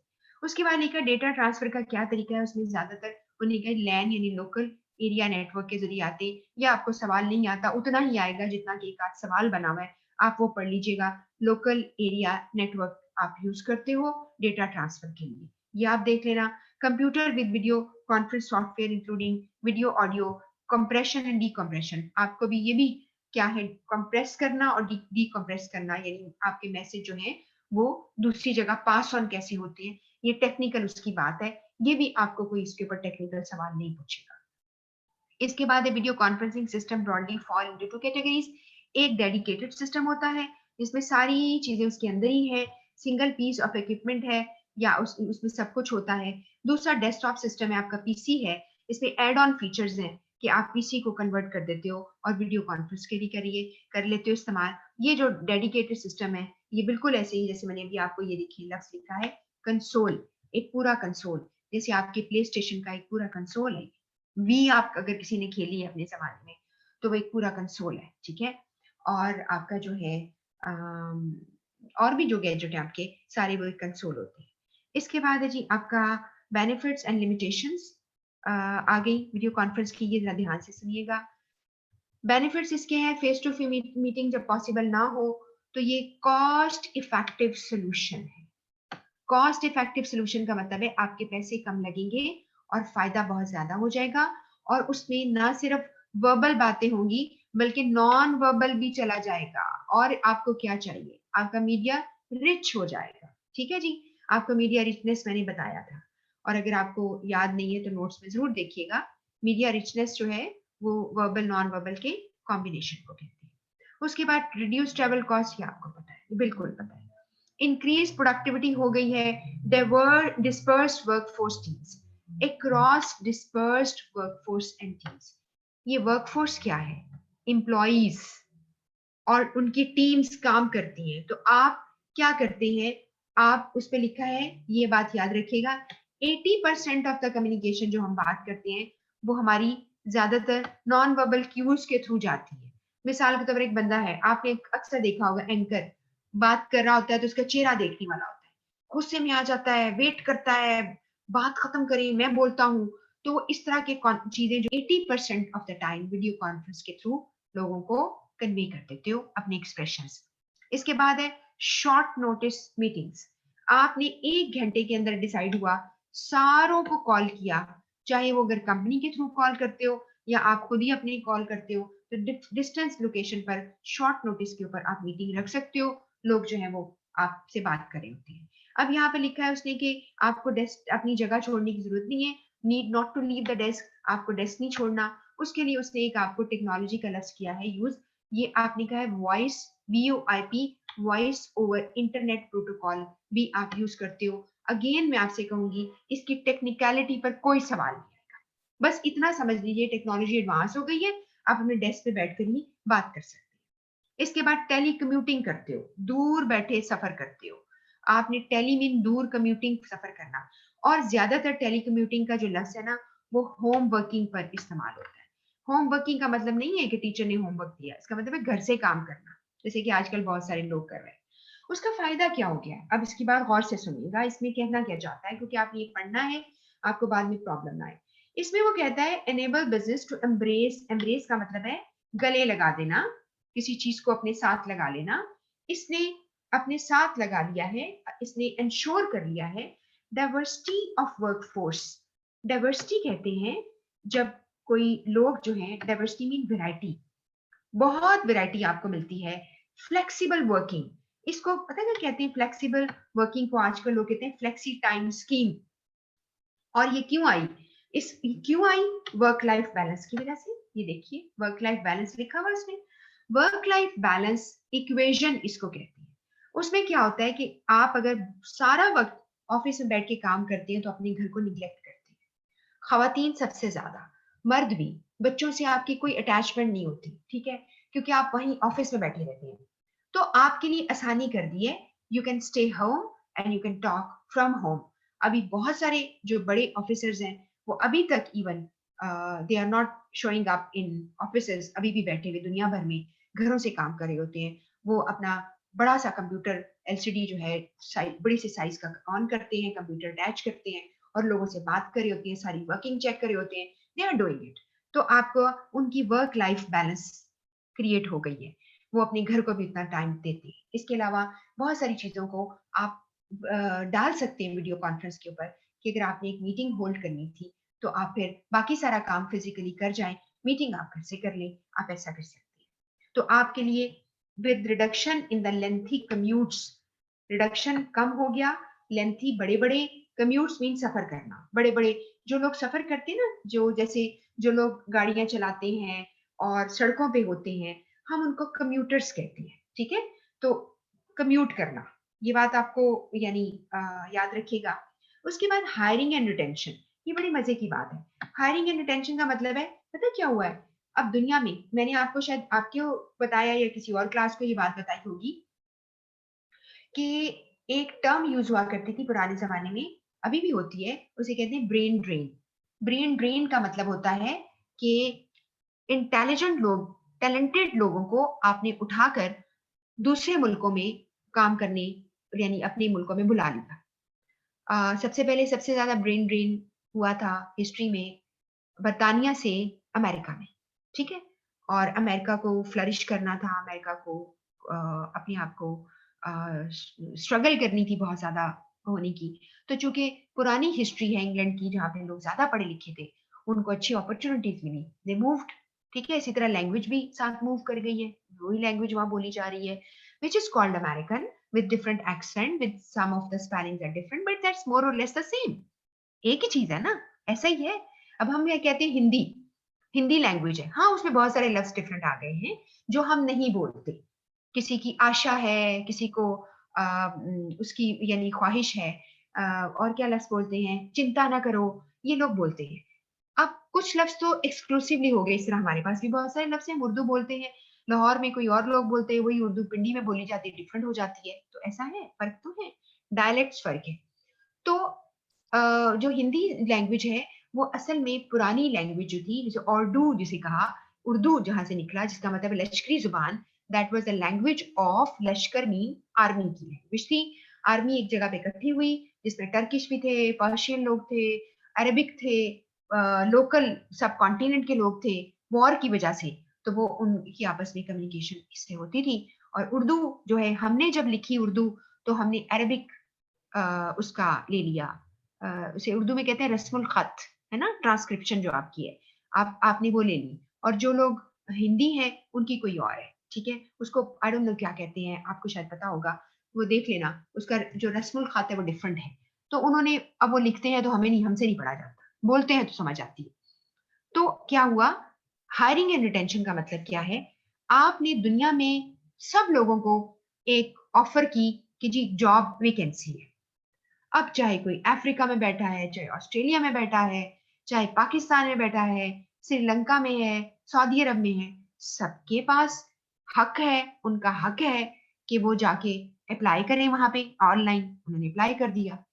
अब क्या किया आपने, उनको हायर करने के लिए उनका सीवी पढ़ लिया, देख लिया, अब उनके साथ आप कॉन्फ्रेंस रख लें और उनके साथ आप बात कर लें। You can hire that person on the basis of a person appearance में भी, और उसकी कैलिबर, उसकी जो कुछ वो आपको शो करता है वो करते हैं। और एक आपको इंटरेस्टिंग बात और बताऊं, एक और चीज जो बहुत पॉपुलर आज से कोई 10 साल पहले से हुई भी, अभी भी है, एक होता है रेज्यूमे, एक होता है विज्यूमे, यानी वीडियो रेज्यूमे, वो भी बड़ा पॉपुलर है। अगर आप चाहो तो यूट्यूब पे चेक कर सकते हो, लोगों ने अपनी वीडियो रेज्यूमेस बना बनाकर रखे हुए हैं। और अगर आपको कुछ जरूरत हो तो वो वीडियो रेज्यूमे अपलोड कर देते हैं, जिसमें एक बंदा खुद बोलकर कहता है कि जी मुझे देखें, मुझे हायर करें, मैं फला कंपनी में काम करता रहा। वो कंपनी की जगह पे जाकर अपनी तस्वीर बनाता है, कंपनी के बाहर वॉक कर रहा है और वो दिखाता है ये बिल्डिंग है, इस बैंक पे मैंने काम किया था। तो मैं ये आपको तरीके बता रही हूँ कि आजकल वीडियो रेज्यूमे भी अवेलेबल है, दुनिया बहुत तरक्की कर गई। और इसमें क्यों क्या है, क्योंकि people sometime they want to hire people on key post and they want to see their body language, कि उसकी बॉडी लैंग्वेज क्या है, उसका अपने आप को कैरी कैसे करता है, चलता कैसे है। अगर मैंने इसको यहाँ इस कंपनी में लाके बॉस बनाना है, क्या उसके अंदर बॉस वाले जरासीम हैं भी कि नहीं, ठीक है। और ये बात एक बड़ी जरूरी होती है इस पर भी मैं आपको एक बात बताऊंगी। आज मेहाल हमने ज्यादा कहानियां की, लेकिन ये टॉपिक मैं खत्म कर लूंगी। पता क्या हुआ, एक दफा आईसीएमए में मैं ट्रेनिंग करा रही थी। आपको मैं बड़ी इंटरेस्टिंग बात बताती हूँ। एक ट्रेनिंग मैं करा रही थी, तो उसमें क्या किया उन्होंने, बहुत सारे लोग आए, उसमें से कोई इवन सीएसएस ऑफिसर्स भी थे, इवन बैंकर्स भी थे। वो हमारी पूरे हफ्ते की ट्रेनिंग हुई थी। तो बहुत सारी ऐसी ट्रेनिंग मैंने यहाँ पे कराई है आईसीएमए लाहौर में। तो एक ट्रेनिंग हो रही थी, तो उसमें एक बड़े ऑफिसर थे, वो आए हुए थे, वो 17 ग्रेड पे काम कर रहे थे। बड़े ही नाइस थे, बहुत तरीके से बात करते थे। उनका जो था, नहीं 17 ग्रेड से ऊपर थे, यस। और लेकिन उनका, हाँ 17 ईयर से काम कर रहे थे उसी जगह पर। वो कहने लगे कि एक दफा मुझे ऑफर हुई, उन्होंने अपनी हिस्ट्री बताई, फिर लोग जो यंग थे उनको उन्होंने वार्न किया। उन्होंने कहा कि मैं कंपनी में ये काम यहाँ पे करा था, जहां भी वो काम कर रहे थे, तो एक मुझे अपॉर्चुनिटी मिली दुबई में। उन्होंने पैसे दिए, पहले उन्होंने इंटरव्यू किया, सब कुछ किया, आपका सारा देखा, आपका सेटअप देखा, आप कितनी लेवल की काम करें, सब कुछ कर लिया। कर कर आपको जब उन्होंने दुबई में फ्लाई करवा के, ये उस जमाने की बात है जब वीडियो कॉन्फ्रेंस ऐसे नहीं हुआ करती थी, तो उन्होंने आज से कोई 10 साल पीछे ले जाया। उन्होंने क्या किया कि उन्होंने उनको बुलाया, एक इंटरव्यू, दो इंटरव्यू हुआ, तीसरे इंटरव्यू पे उन्होंने उनको रिजेक्ट कर दिया। जब उस वक्त उस कंपनी का जो मालिक था ना, वहां का नेटिव, वो बैठा हुआ था लोगों को असेस करने में, फाइनल इंटरव्यू था। वो बेचारा परेशान, बहुत परेशान वो साहब हो गए। उन्होंने पूछा कि मुझे बताइए कि ऐसा क्यों हुआ, फाइनल राउंड में मुझे क्यों निकाला, और भी निकले होंगे लोग। उन्होंने कहा कि हमारे जो मालिक हैं यहाँ के, जो जो लोग होते हैं अमीर, वहां के जो हेड होते हैं, उन्होंने कहा कि जी इस बंदे का कल्चर नहीं है इतनी बड़ी पोस्ट का। ये पिछले 12 सालों से एक ही पोजीशन पे काम कर रहा है, और उसकी जो सैलरी की औकात है, वो कोई जी 80,000 रुपया लेता है शायद, या इतना लेता है। यहाँ पर पहला आएगा तो उसको 6 लाख सैलरी मिलती है। तो क्या वो इस चीज के, इस लेवल का उसका वो नहीं है उसके अंदर, यानी वो चीज नहीं है, उसकी पर्सनालिटी वैसी नहीं है। बड़े अफसोस की बात है ये उसने जो कही, लेकिन उसको चाहिए था ऐसा बंदा। हम क्या कह सकते हैं, हम क्यों उसकी ओपिनियन को क्रिटिसाइज कर सकते हैं, जब उसको बंदा एक चाहिए, वो फैसला करने वाला है, वो हल रखिए ना रखिए। तो मैं आपको ये बात बताना चाह रही हूँ, करियर इंप्रूवमेंट, करियर ग्रोथ हमेशा कीजिएगा। आप जहां अपॉर्चुनिटी मिलती, कुछ देर काम कर लिया है, move to the next job, go somewhere else, get some better opportunity and grab some more experience, जिसमें आपके अंदर क्या आएगा, वर्सटाइल हो जाओगे। यहाँ पर है, आपने टैलेंटेड लोगों को हायर किया, और अर्ली रिक्रूटमेंट फेस, यानी पहला जो उसको रिक्रूट मीन हायरिंग का फेस, उसमें से आपने लोगों को कहीं से भी, दुनिया के कहीं से भी, लिखा हुआ है extending the geographical scope, geographical scope आपने बढ़ा दिया। यानी लोग दुनिया में कहीं बैठे हुए हैं, किसी भी लोकेशन पर हैं, दुनिया के किसी नक्शे पे बैठे हैं, वो आप उनको हायर कर सकते हैं। आपकी कंपनी है, आप मालिक हैं, आप फैसला कर सकते हैं। उसके बाद एक कंपैटिटिव एडवांटेजेस आपको मिले, बहुत ज्यादा advantage, sustain competitive advantage from improve sharing of knowledge. यानी आपने क्या किया, कंपैटिटिव एडवांटेजेस यूं मिले कि लोगों से बात की, उनका नॉलेज आपने लिया, अपना नॉलेज उनको दिया, इस तरह नॉलेज शेयरिंग हो गई, सिनर्जी जो है वो आपकी डेवलप हो गई, आप ऐसे भी कर रहे हो। इसके बाद faster and more inform decision आप बनाएंगे, reduce time to market for new product, आपके पास अब टाइम कम है, आप अपनी प्रोडक्ट को लॉन्च कर सकते हैं, आप इस तरह लोगों को दिखा सकते हैं। इम्प्रूव रिलेशनशिप आए सप्लायर के साथ, कस्टमर के साथ, by talking to them, and good public relation आपने डेवलप कर लिए। एंड अगेन एनवायरमेंट इनिशिएटिव है, आपने एनवायरमेंटल फ्रेंडली काम कर दिया, ना लोग सफर करेंगे, ना वो बीमार होंगे, ना आपको बीमार करके जाएंगे। ये सारी बातें जो है आपकी समझ में आ गई। इसके बाद लिमिटेशंस आ जाती हैं, यानी इसमें कुछ हदूद हैं, जो कि ये लास्ट टॉपिक है इसका, इसकी कुछ महदूद यानी है चीजें। उसमें है जी आपके पास limitations. Limitations of video conference में क्या है, लिमिटेशन का मतलब है उसके ड्रॉबैक्स, ठीक है, उसके जो है यानी नेगेटिव उसके जो हैं असरात होंगे, वो क्या है। इसमें आई कांटेक्ट, ये बड़ी इंटरेस्टिंग लिखा हुआ है, बड़ा इंटरेस्टिंग। कहती है कैमरा की पोजीशनिंग interactions यानी आपकी मुलाकात लोगों के साथ हो रही है are highly important yet frequently overlooked. इसे ये बात इंपॉर्टेंट तो है, कैमरा आपने रखा है, आप लोगों से इंटरेक्ट कर रहे हैं, आप पूरे नजर आए, वो आपको पूरे नजर आए, बड़े बड़े नजर आए, आपका चेहरा पूरा नजर आए, उसके लिए कहते हैं बात बड़ी इंपॉर्टेंट है, येट फ्रीक्वेंटली फिर भी ओवरलुक का मतलब है नजरअंदाज कर लेना। अक्सर फ्रीक्वेंटली हम इस चीज को नजरअंदाज कर लेते हैं। Video conferencing can often give the incorrect impression that the remote participant is avoiding eye contact when in fact they are not. एक बंदा लग रहा है कैमरे में देख के बात नहीं कर रहा, उससे कॉन्फिडेंस नहीं है, आई कांटेक्ट मेंटेन नहीं कर पा रहा, लेकिन ऐसा नहीं होता। अक्सर हम इस चीज को मिस रीड कर लेते हैं, गलत अंडरस्टैंड कर लेते हैं। रिमोट का मतलब है दूर बैठा हुआ, रिमोट का वैसे ही आपको लफ्ज आता है, रिमोट जो आप यूज करती हैं, रिमोट कंट्रोलर जैसे कि किसी भी चीज का। इसके बाद है अपेयरेंस कॉन्शियसनेस। हाय, ये तो बड़ी परेशानी वाली बात है, मैंने आज क्या कपड़े पहन लिए, आज मेरी टाई सीधी नहीं है, मेरे बाल बार बार आगे आ रहे हैं, ये सेट नहीं आज किए, हेयर कट नहीं लिया हुआ था, क्या हो गया मुझे। तो मैं अपेयरेंस कॉन्शियस बहुत हूँ, तो मुझे तो एकदम मीटिंग आ गई है, क्या करूं। तो अब मैंने करना क्या है, फायदे का नुकसान, जो मैंने परफॉर्मेंस देनी थी मैं नहीं कर सका, मैं बड़ी परेशानी में आ गया। तो साइकोलॉजिकल प्रॉब्लम आ गई आपकी, ठीक है।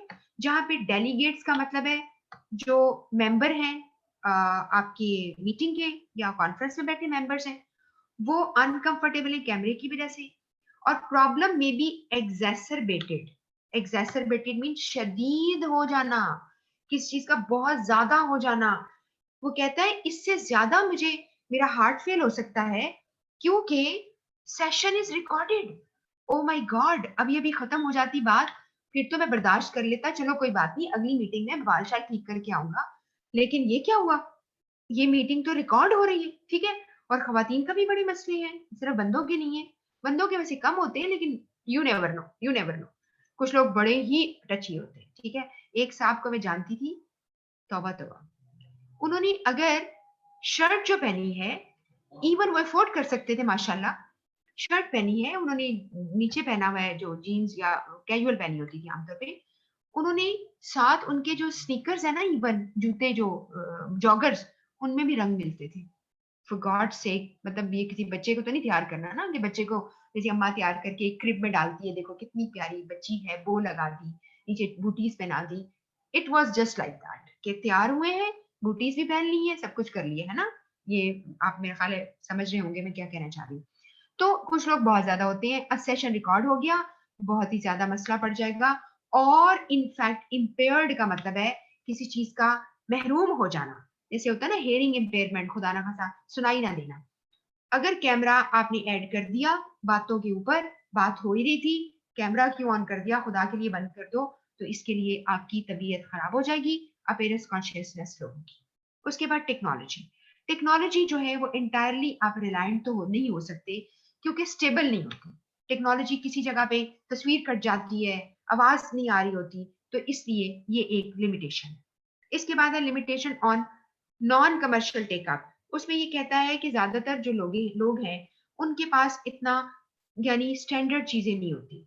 नॉन कमर्शियल टेकअप का मतलब ये हो गया लिमिटेड है, नॉन कमर्शियल टेकअप कि हर बंदे के पास, हर कंपनी के पास सहूलतें नहीं होती, इसलिए आपके पास इतना बैंडविड्थ नहीं है, आपके पास ट्रांसफर रेट नहीं है उसका, तो आप ऐसे सिस्टम्स नहीं है जो कि एक्सपेंसिव कमर्शियल सिस्टम्स नहीं है आपके पास, जिसकी वजह से आप उतनी बात नहीं, जैसे कहते हैं ना, अभी आप देखें, आपको पता है तस्वीरों के पिक्सल ज्यादा और कम होना, या ऑडियो और वीडियो जो है उसकी जो है कम करना, उसमें वो कहते हैं जी आपको कितनी स्टैंडर्ड चाहिए, कम वाली क्वालिटी चाहिए, तो आपकी क्वालिटी मैच नहीं करती, इसका ये मतलब है।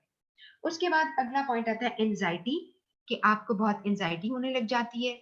एंजाइटी का मतलब है कि जब आप लोगों के सामने बैठे होते हो, तो stress anxiety present in some participants due to appearance on camera, ना सिर्फ, और इससे वो नेगेटिव इम्पैक्ट करते हैं और उनकी हेल्थ और सोशल वेलबींग ये खतरे में पड़ जाती है।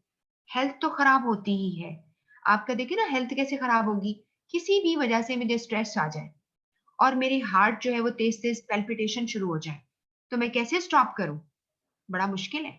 सोशल वेलबींग क्या होती है आपकी, सोसाइटी में आपका मकाम, एक बंदा है और अच्छी परफॉर्मेंस नहीं दे पाया, कभी लोगों को होता है स्टेज एंजाइटी होती है, जैसे मैं आपको ग्लोसोफोबिया पढ़ाया था जब आपको प्रेजेंटेशन सिखाई थी। तो ऐसी परेशानी की वजह से क्या होता है कि लोग जो हैं उनकी सोसाइटी के अंदर यानी लोगों के साथ उनका अच्छा इंटरेक्शन नहीं रह पाता। तो ये एक बहुत ही बड़ा मसला है। तो अब आपको ये बात लास्ट टॉपिक है, आपने बिल्कुल ताजा कलाम जिसे कहते हैं ना वैसे ही ताजा कलाम आपने जो अभी सुना है, आपने फौरन के फौरन वीडियो कॉन्फ्रेंस का टॉपिक, ईमेल का टॉपिक पढ़िए सबसे पहले, आप इस चैप्टर से जो आपके पास पीडीएफ मौजूद है, और फिर साथ ही उसके सवाल कर लीजिए। बहुत सारे सवाल इससे रिलेटेड है, वो तो आप फौरन के फौरन आ जाएंगे, और कुछ आप जो टॉपिक जो आपने पहले पढ़ लिए हैं में से उस पे आएंगे और साथ ही आप उसको कर लेंगे। तो अभी कुछ सेशन हम ऐसे भी रखेंगे इंशाल्लाह, इसमें आपको सवालों के लिए ऑन किया जाएगा। आपके जो सीआर हैं वो आपको क्लास के जीआर वो आपको से सवाल लेंगे और हम इसको करेंगे, लेकिन अभी नहीं, अभी बाद में मैं आपको इसका बताऊंगी। और मैं आपके टेस्टिंग का भी थोड़ा सिस्टम जो है वो उसको भी इंश्योर करूंगी जल्दी, और आपको कुछ सवाल जो है वो अनसीन भेजूंगी। लेकिन अनसीन देखने का तभी फायदा होगा जब आप सीन क्वेश्चन आप कर चुके हैं, वरना तो आपको मैं अनसीन के टाइटल में वो भी भेज दूं जो आपके पास पहले से मौजूद है, आपको क्या पता, आपको क्या पता कहाँ से लिए हैं, क्योंकि आपने तो पढ़े ही नहीं। तो प्लीज आप अपनी जो है ना पाइल अप ना करें चीजों को, सारे एमसीक्यूज करते जाइए ताकि आपकी अच्छी तैयारी हो जाए। तो मैं अभी जरा थोड़ी से देख लेती हूँ कि सवाल तो नहीं है ज्यादा, सिर्फ एक ही स्टूडेंट ने कुछ पूछा हुआ है। मैं पता कर लेती हूँ आपका। तो ये बात सारी थी। अब जो आपको जो चीज नेक्स्ट मैंने बतानी है, मैं सिर्फ उसका जो है आपको आइडिया दे देती हूँ। हमने मीटिंग के बारे में इंशाल्लाह फ्राइडे को पढ़ना है, फ्राइडे को आपको क्लास है, बताया आपको मैंने, फ्राइडे को पढ़ना है। और मैं भी नोट वेट करूंगी, अगर जीआर और सीआर ने मैसेज ड्रॉप कर दिए हैं ठीक है, वरना मैं ड्रॉप कर दूंगी मैसेज परसों की क्लास की। उसमें हमारा टॉपिक होगा मीटिंग, बहुत ज्यादा इंपॉर्टेंट टॉपिक है। कुछ ऐसे टॉपिक हैं जिसके ऊपर कोई कॉम्प्रोमाइज नहीं है, ये लाजमी आएंगे, लाजमी। और मैं एक दिन आपके साथ रखूंगी, आप बेशक कॉपी पेंसिल उठा लेना, आप साथ साथ नोट करते जाना कि कौन कौन से ऐसे टॉपिक हैं जिस पर डेफिनेटली आपको सवाल आएंगे। उन टॉपिक्स को तो सबसे पहले इंश्योर कर लेना कि मुझे इसके ऊपर सारा आता है, ठीक है, वो मैं आपको बता दूंगी। तो आपको जो है मीटिंग मीटिंग कैसे होती है, मीटिंग कितनी टाइप्स की होती है हम पढ़ेंगे, मीटिंग के अंदर जब कोई प्रॉब्लम सॉल्व करते हैं ग्रुप कैसे बिहेव करता है, ये इंपॉर्टेंट पॉइंट है इसके अंदर। फिर हम मीटिंग के बारे में पढ़ेंगे कि उसके कुछ डॉक्यूमेंट्स होते हैं जैसे एजेंडा और नोटिस, और जब मीटिंग होती है उसकी प्रोसीडिंग हो रही है और मीटिंग जो है उसके मिनट्स लिखे जाते हैं, मिनट्स उसका रिकॉर्ड होता है। फिर मिनट्स की कुछ टाइप्स हैं, ये सारी वो जरूरी जरूरी चीजें हैं, और ये इतनी डिटेल नहीं है, इसमें डिटेल नहीं, आपको समझना जरूरी है। वो पॉइंट्स आप मेरे से समझेंगे।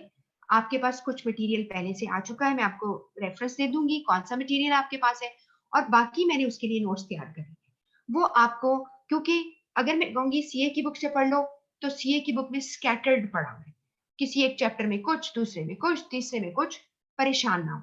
मैं आपको नोट्स जैसे भेज रही सेट के नाम से नोट्स भेजूंगी, आप वहां से पढ़ेंगे। और कुछ चीजें जो आईसीएमए की बुक है उसमें पढ़ी है, उसमें से मैंने उसको करके टाइप करके आपको वो भी दे देनी है, यहाँ से पढ़ लीजिए। उसके बाद आपकी जिम्मेदारी होगी कि आपका दिल चाहे तो जैसे मैंने कहा हुआ कैप्लन की बुक से पढ़ना चाहो एक दफा रीडिंग कर लिया करो, इसमें क्या जाता है, रीडिंग कर ली, समझ में आ गई, नॉलेज बढ़ गया, आपका जो जहन का जो एक हदूद है वो भी इंसान की खुलती है, जहन का जो कहते हैं मेंटल होराइजन आपका ज्यादा लार्ज हो जाता है, वो आपको फायदा देता है। तो बस ये लास्ट बातें हैं, मैं 2 मिनट जाहिर लगेंगे मुझे। जी आप कह रहे हैं नहीं, अब आपको बताती चलूं, मंडे ट्यूसडे फौरन परेशान हो गए आप, एशना ने सवाल पूछा है, निदा ने भी पूछा है, दोनों खवातीन हैं, लड़कियां हैं, पता नहीं क्या हो गया आप लोगों को, घबरा क्यों गए हो। नहीं नहीं, एक हफ्ते में 3 ही क्लासें होंगी, अनलेस मैं बहुत ही अवेलेबल हुई तो मैं ये चाहूंगी कि कोई बात नहीं, हम जल्दी खत्म कर लेंगे, रिविजन कर लेंगे, एमसीक्यू ज्यादा कर लेंगे, वो कोई मसले वाली बात नहीं है। हम देख रहे हैं ना कि कितने आवर्स हम पढ़ चुके हैं, कितने आवर्स रहते हैं, उसको देखते हैं। चूंकि मैं अवेलेबल थी तो मैंने कहा, तो आपके मैनेजर ने कहा ठीक है आप क्लास रख लेते हैं फ्राइडे, सैटरडे और संडे को। अगर आप किसी वजह से मसरूफ हैं और आप ना कर सके तो आप इसको रिकॉर्डिंग पढ़ लीजिएगा। लेकिन जो कमिंग आएगा इन अगला मंडे ट्यूसडे वेंसडे, उसमें क्लास आपकी जो है वो नहीं होगी, ठीक है, उसकी बजाय पे आपकी क्लास जो है अगले वीक में तो ऐसा ही है, लेकिन मैं बात आपको सैटरडे जब संडे जब आएगा इंशाल्लाह उसमें आपको दोबारा से एक दफा फिर बता दूंगी। ठीक है, तो ये आप जो है नोट कर लो कि क्लास आपकी डे आफ्टर टुमारो, कहते हैं ना परसों को क्या कहते हैं, डे आफ्टर टुमारो, जो आने वाला, और जो गुजर गया उसे क्या कहते हैं, डे बिफोर यस्टरडे। तो आपका परसों जो गुजर गया उसकी बात नहीं मैं करी, मैं डे आफ्टर टुमारो की बात कर रही हूँ कि आपकी ये होगी। तो ये आपको निदा एंड एशना आपका नाम है, वेरी नाइस। तो आपको मैंने ये दोनों बातें बता दी है, ठीक है, क्लियर हो गया। इसी तरह आप मुझे अगर कोई बात समझ ना आए पढ़े तो आप प्लीज मुझे यहाँ पे लिख लिया करो, मैं उसके जवाब देने को भी बहुत खुश होकर जवाब देती हूँ। मुझे अच्छा फीडबैक मिलता है कि लोग पढ़ रहे हैं, ठीक है। और अगर दो बातें होती हैं, चुप रहोगे तो हाँ होती है, वैसे भी चुप का मतलब हाँ होता है ना। और दूसरा ये कि फिर मैं इस चीज को खुद एंटिसिपेट कर रही हूँ कि आप जो है आपको सारा कुछ आता है और आपको कुछ भी बताने की जरूरत नहीं है, ठीक है, आपको समझ है। तो बस जी यहाँ पे हम इसको क्लोज करते हैं। कोई और सवाल तो किसी ने नहीं पूछना, जो लोग मुझे सुन रहे हैं सारे के सारे ग्रुप में हैं आई बिलीव, और इसमें कुछ लोग जरूर हैं ग्रुप में जो फिजिकल क्लासेस भी शुरू कर रहे हैं। अच्छा एक बात और जरूरी बता दूं, समबड़ी गर्ल्स में से ऑफर कर रही थी कि जो आपकी जो जीआर हैं वो चूंकि फिजिकल कर रही थी क्लासेस ले रही हैं, तो उन्होंने मुझे कल कहा है कि जी उन्हें कोई प्रॉब्लम नहीं है, तो she can continue by taking care of your group, जो भी आपको जरूरत है वो आपको कर दिया करेंगी। तो I don't mind it, she can do if she can manage. तो वो जो है आपको वही हमारी जीआर है, अलीना उनका नाम है, और हमारे सीआर भी है, कल भी मैंने उनका नाम आपको दिखाया था। आई थिंक वो आपको कर रहे हैं। अगर उनसे कोई आपको कोई भी ऐसी बात है, कंसर्न्स है, तो आप जरूर मुझे बताइए कि जी उनको मैंने कुछ कहा था उन्होंने नहीं भेजा, या आपको क्या हासिल करना चाह रहे हैं, लेना चाह रहे हैं, तो आप उनसे पता करके आप मुझे बता सकते हैं, ठीक है जी। तो जी बात खत्म हो गई, इंशाल्लाह अब परसों मिलेंगे फ्राइडे को, ठीक है। तो हम मैसेज जो है अभी थोड़ी देर में वेट करके मैसेज ड्रॉप कर दूंगी। अपना ख्याल रखिएगा, अल्लाह हाफिज।